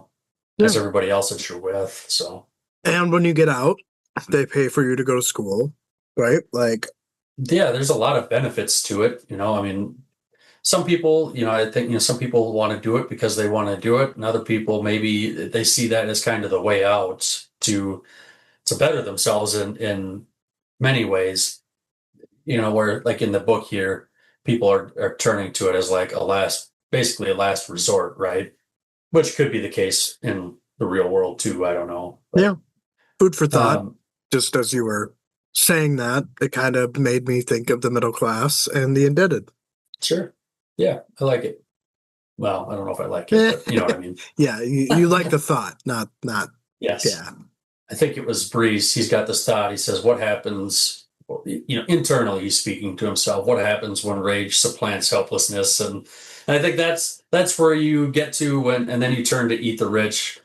You realize, there's a lot more of us. There's a lot more of the common everyday person than there are the rich. And you turn on them. You might get killed. Some people might be killed, but that dam is going to break and you're going to revolt and eventually you're going to take them out. It's just kind of, what are the losses going to look like? right. But then it's kind of like it's kind of like what Tehol is trying to do here by bringing down the economy a little bit, right? Yeah, the bubble's going to burst, right? Yep. Sometimes it happens naturally, and in Tahol's case, sometimes it's preordained. Yep. We kind of talked about this already here, but the ranks of the military being filled with the lowest classes of people, that's people willing to do just about anything for guaranteed meals and guaranteed income. And maybe, they have some structure as well too, which maybe they didn't have before. Yeah, a regime, regiment. Yeah. Yeah, I think you did. You highlighted that very well. I don't. Well, thanks. Struggling to find things to add. I want to, but I think you got it all covered. Sure. I think I got one last thought here towards the bottom. All this other stuff's kind of in the top portion of the section, but he's talking about the 3 stones in the stream, all subject to the same water rushing past them, yet each shaped differently depending on its nature. I just like that line. I thought that was kind of a neat, like, I guess I don't know what the literary term for that would be, just that comparison of each one, but it just kind of struck a chord with me. Yeah, like the stream is experiences and life, right? And the stones are a representation of each of them. Yeah. And I guess I got one more here, but this we brought up earlier with Breeze, but this is where I originally had the thought. Just it was weird to me how just unsure he is of everything right now. Like it always felt like he had everything under control.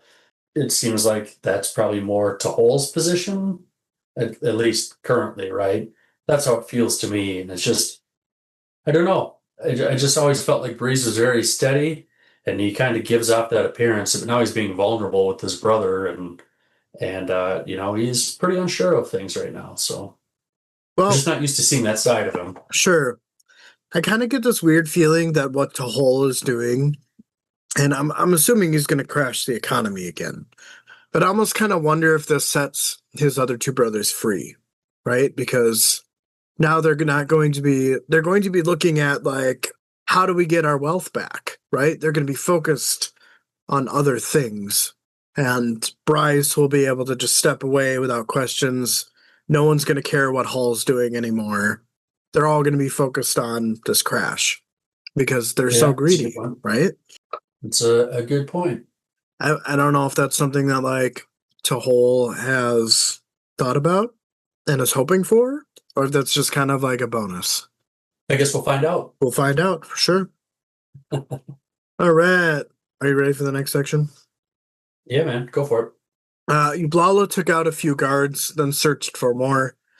Shurq stepped out from the shadows and approached the wall. She saw wards etched into the stone, but she knew those were looking for body heat or breath, things of the living. Wards related to motion were harder to maintain and would be reserved for the main house. She reached a wall, paused to look around, and then scaled that wall. The top of the wall was studded with shards. The shards pierced her gloves and into her dead flesh. They actually improved her grip. She would get the laceration sewn up later to prevent bugs and critters from making their home inside. Before climbing over, she checked out the scene below. Not seeing anyone, she made her way over the wall. She descended and found a shadow to hide in. Dozens of men between her current position and her goal. 4 were standing at the estate entrance, the other 2 were flanking the steps. They looked bored. She took a look at the windows and, after some thought, figured that the upper floors appeared impregnable. But those were the kind she liked. She set out towards the nearest outbuilding, where she settled along a wall and waited.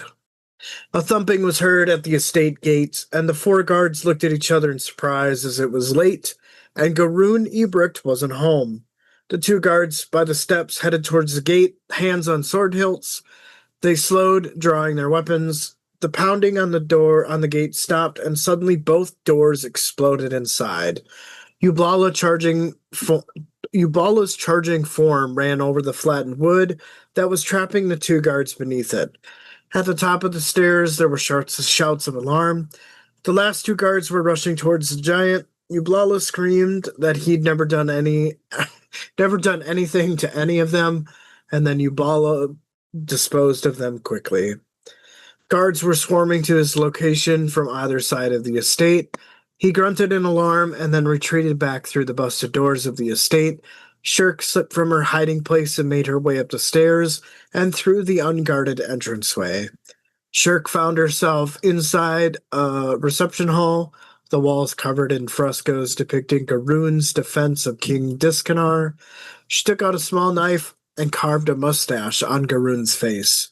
She then continued through a doorway that led to a large room intended to be a throne room of some kind. She saw a few doors in the corners of each room, then spotted a smaller door, likely that of the servants. She figured that the servants, rather indebted, would have heard the commotion and would be hiding.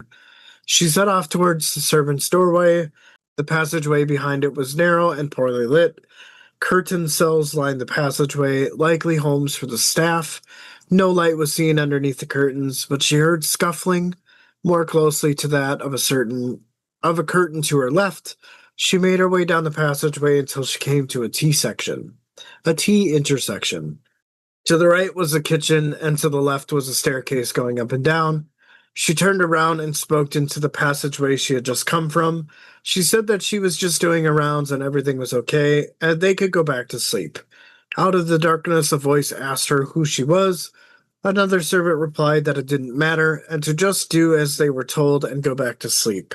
Prist, the man who asked who she was, said that he didn't recognize her voice. The other countered and said that that was true. Did it matter? Because Prist was no gardener. Shurq walked back to the curtains. That was Prist. She heard movement beyond and then silence. Shurq opened the curtain and saw a large figure crouched on the ground. She asked Prist if he was any good at keeping quiet, as she's looking to spend some time with him. She said not to worry as she unbuckled her belt. Well, looks like you only have one. Yeah, it's they're breaking into Garoon's estate, right? Like, I didn't find...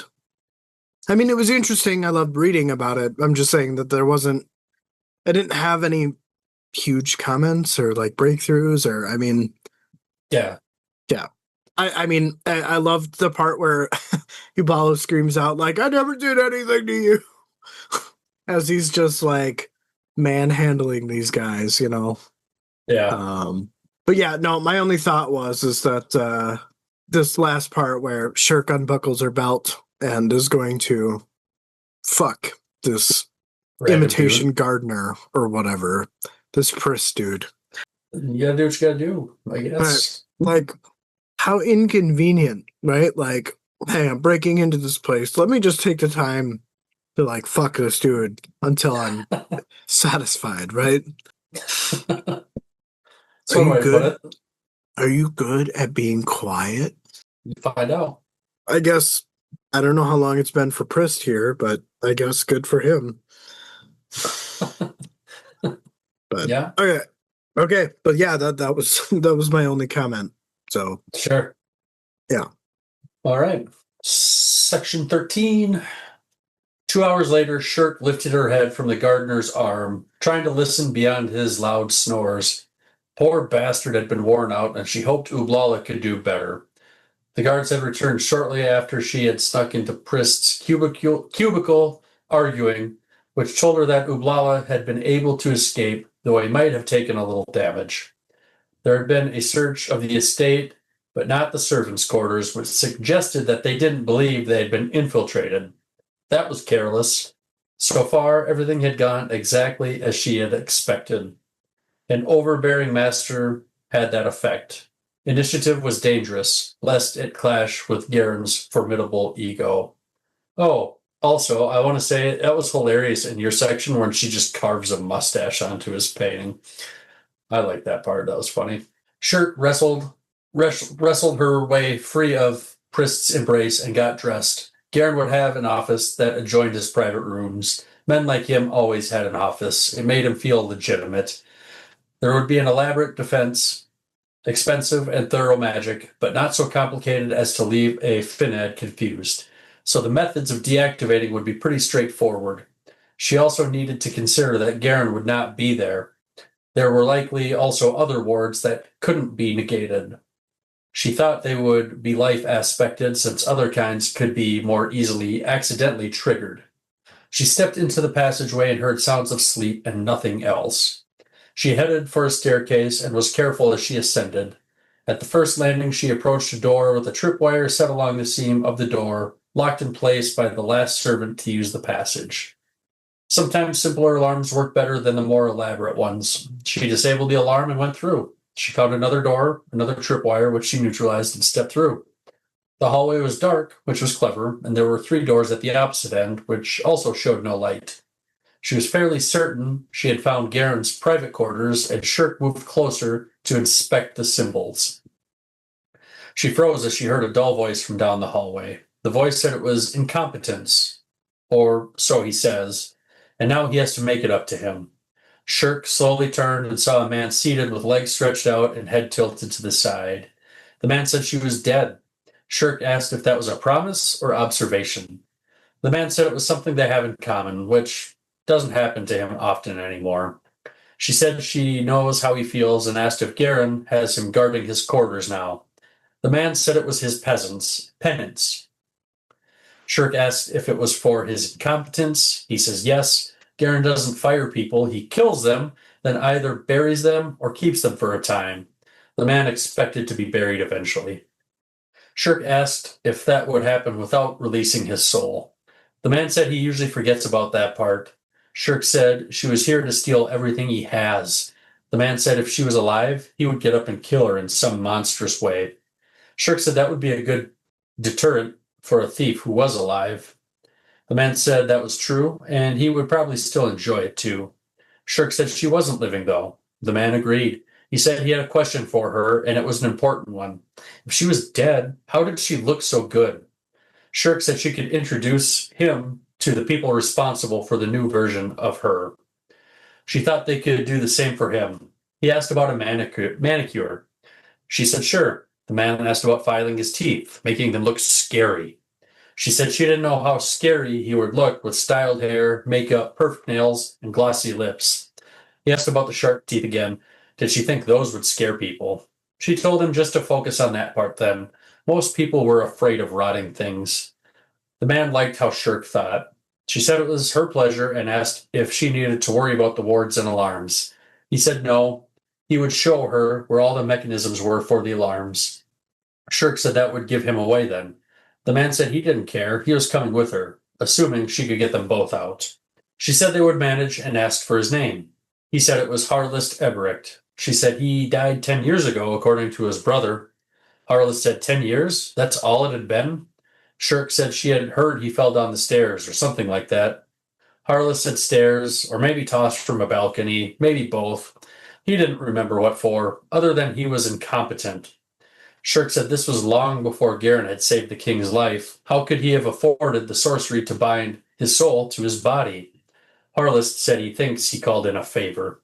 Shurq turned back to the door and asked if this one led to the office. He said no, that was the love-making room. She wanted this one. Shurq asked if there was any chance anyone could hear them talking. Harless said no, the walls were thick. She asked one last question. Why didn't Garen bind his loyalty with magic? Harless was surprised and said they were brothers. Well, what'd you think of that section, sir? I definitely wasn't expecting Garoon's dead brother to show up. Like, I thought at first, like, she had gotten busted, but Yes, me too. yeah. Again, I didn't really have too much for thoughts on this. It's pretty straightforward. She's just kind of continuing to work her way through, I don't want to call it like a maze, but like towards her goal, right? Yeah. And she just happens to find somebody who is also dead in a somewhat similar situation as her. And he's like, yeah, I'll help you, but, can you help me look a little better? And she's like, yeah, I can introduce you to the right people. I don't know how he's going to pay for it. Maybe they'll take some of Garen's money. Kind of sounds like that's what ends up happening. So, yeah. My only thought on this section was just kind of like this last sentence where, why Shurq is asking why Garen didn't bind his loyalty with magic, and Harless is just like, well, we're brothers. And I guess I'm not really sure which way this goes, but like, did Harless or Garen, like, Garen assumed he had his brother's loyalty just because they're brothers? But like if I had a brother and he killed me and I was this ghost or whatever you want to call it, this dead being, he would have to bind my loyalty, because otherwise I'd be like trying to take him out too. Like, I'm coming for you, buddy. Watch out. I'm not gonna just be like, yeah, we're good. Yeah, I screwed up, but like, I deserve to be killed. Like, I don't think that's how I would be feeling. So, but does this mean that like Garoon cursed his brother and then killed him? So now his body is still intact. So he's like Shurq, undead, but maybe rotting a little bit. Yeah. So yeah, I would go with your prior guess in that Garoon just assumed that because they were brothers, they had his loyalty. Which sounds stupid to me. Like, well, yeah, it's totally careless. But maybe he could only pay for one. Right? Maybe, I guess. Yeah, I don't know. But the second one seems kind of unimportant if you're not dead, right? So, yes. I don't know. Yeah, this part was like it made sense, but like it was really off the wall to me. I'm like, oh, Garoon's got a dead brother? He's just hanging out here? He's just going to help conveniently Shurq do what she's doing, Well, he's only helping her because she's dead too. I mean, if she was alive, then he would kill her. But yeah, right. I guess it's a way out for him. So I guess there's that. Because there's other people like him.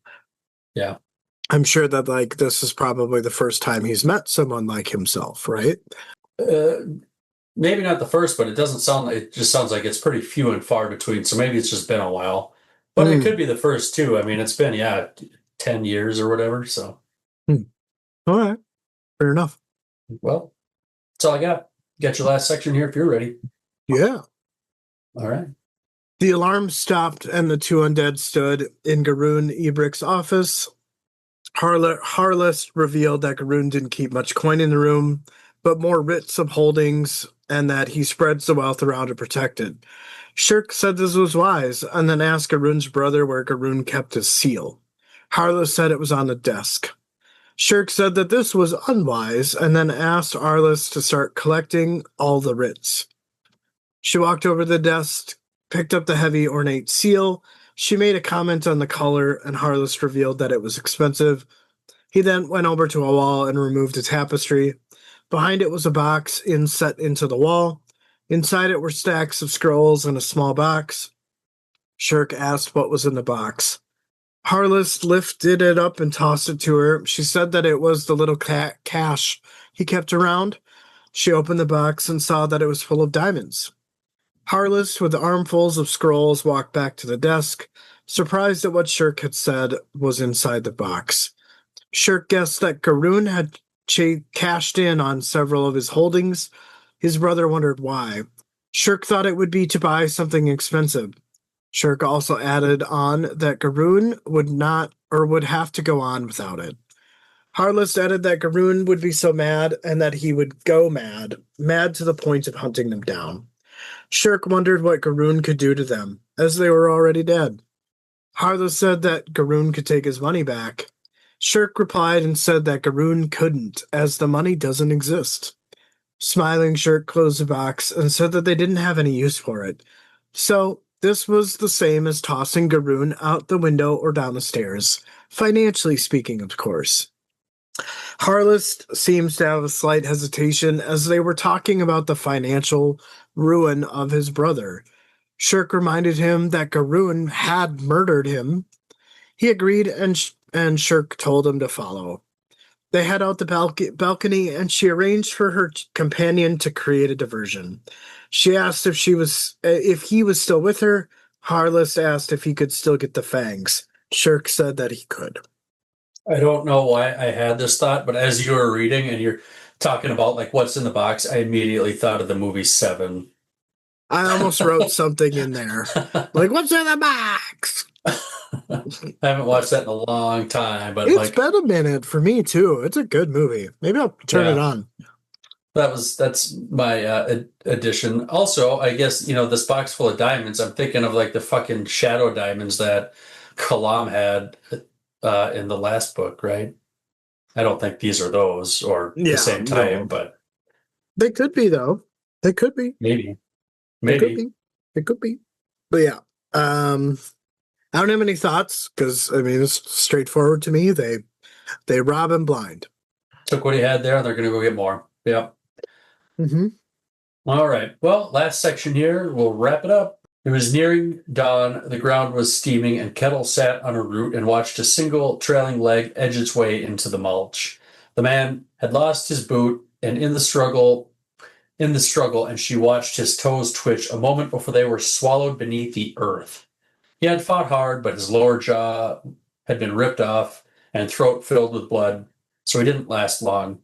Kettle licked her fingers. She thought it was good the tree was still hungry. The bad ones had begun to hunt under the ground, clawing, killing anything that was weak.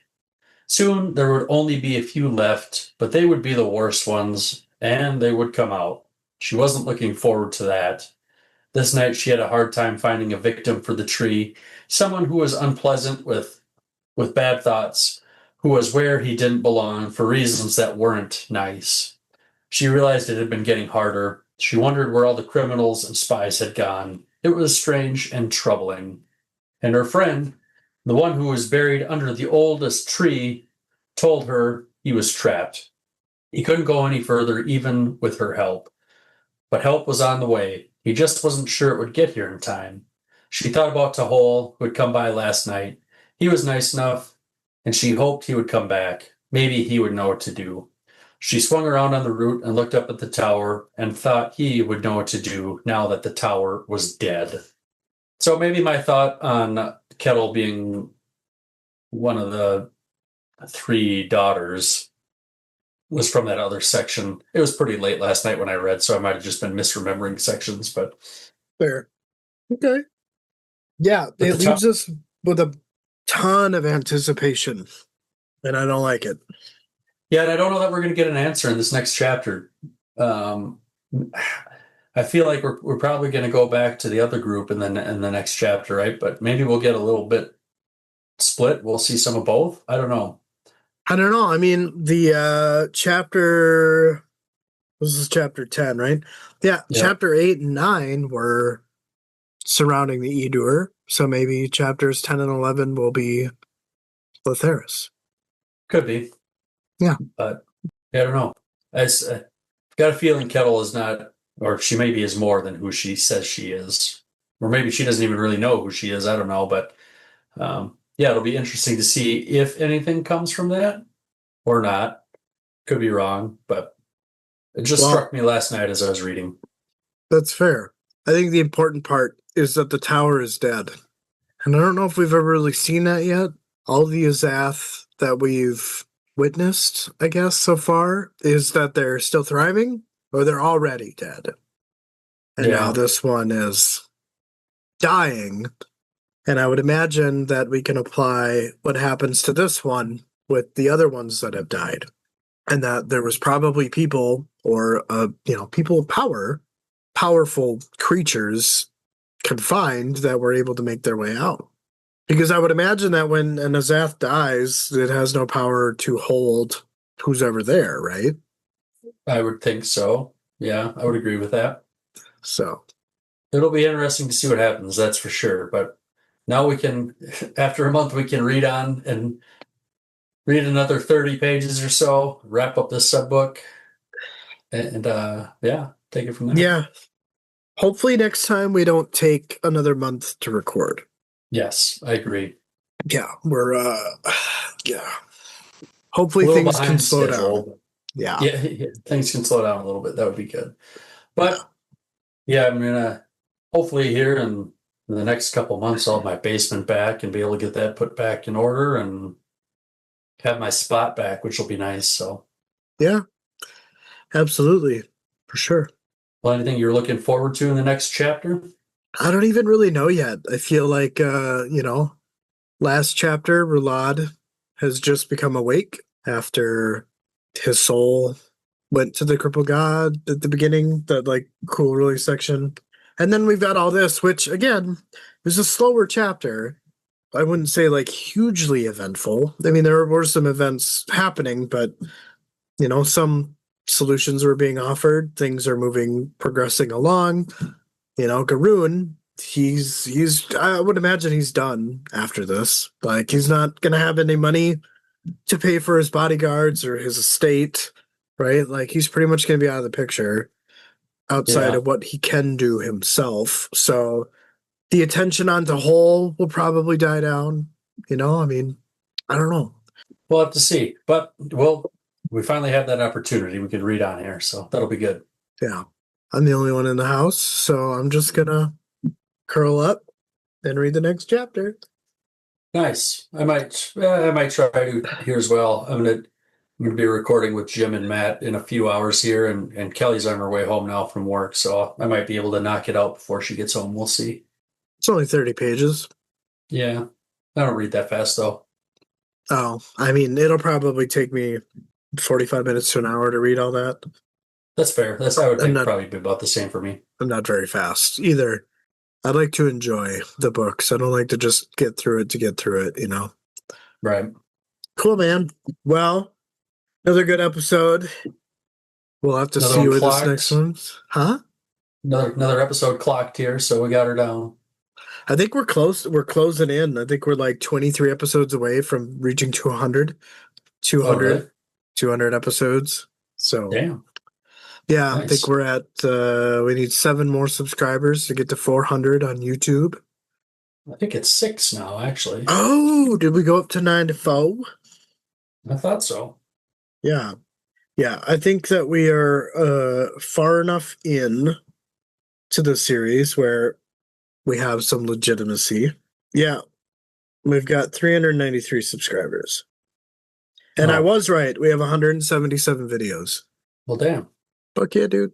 It's exciting. Fuck yeah. But I'm just enjoying the journey as a first-time reader. That's right. It'll be interesting once we're all done with this. Like if we just want to quick reread each book and do an episode per book, or if we want to move on to a different series, different author. Yeah, we'll have to see. We got plenty of time. Yeah, plenty of time for sure. All right, man. Well, I'm all cheese and crackered out, so I'm gonna go read here. Sounds good, man. Have a good rest of your Sunday, and we'll talk soon. Yeah, you too, man. Enjoy your convo, your other episode today. Yeah, So should be a good time. yeah, tell everyone I say hello. I will do that. All right, man. See you around, See you, dude. buddy. Bye. Bye.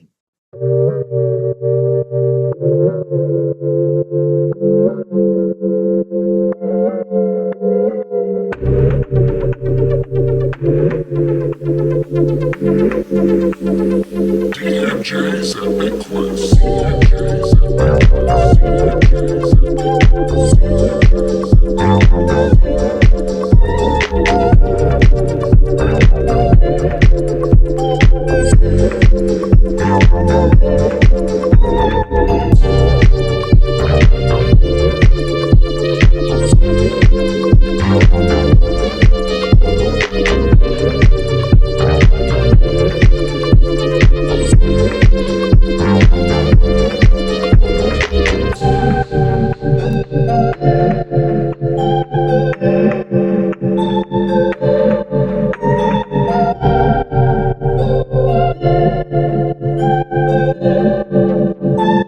DMJ's Epic Quest. DMJ's DMJ's Epic Quest.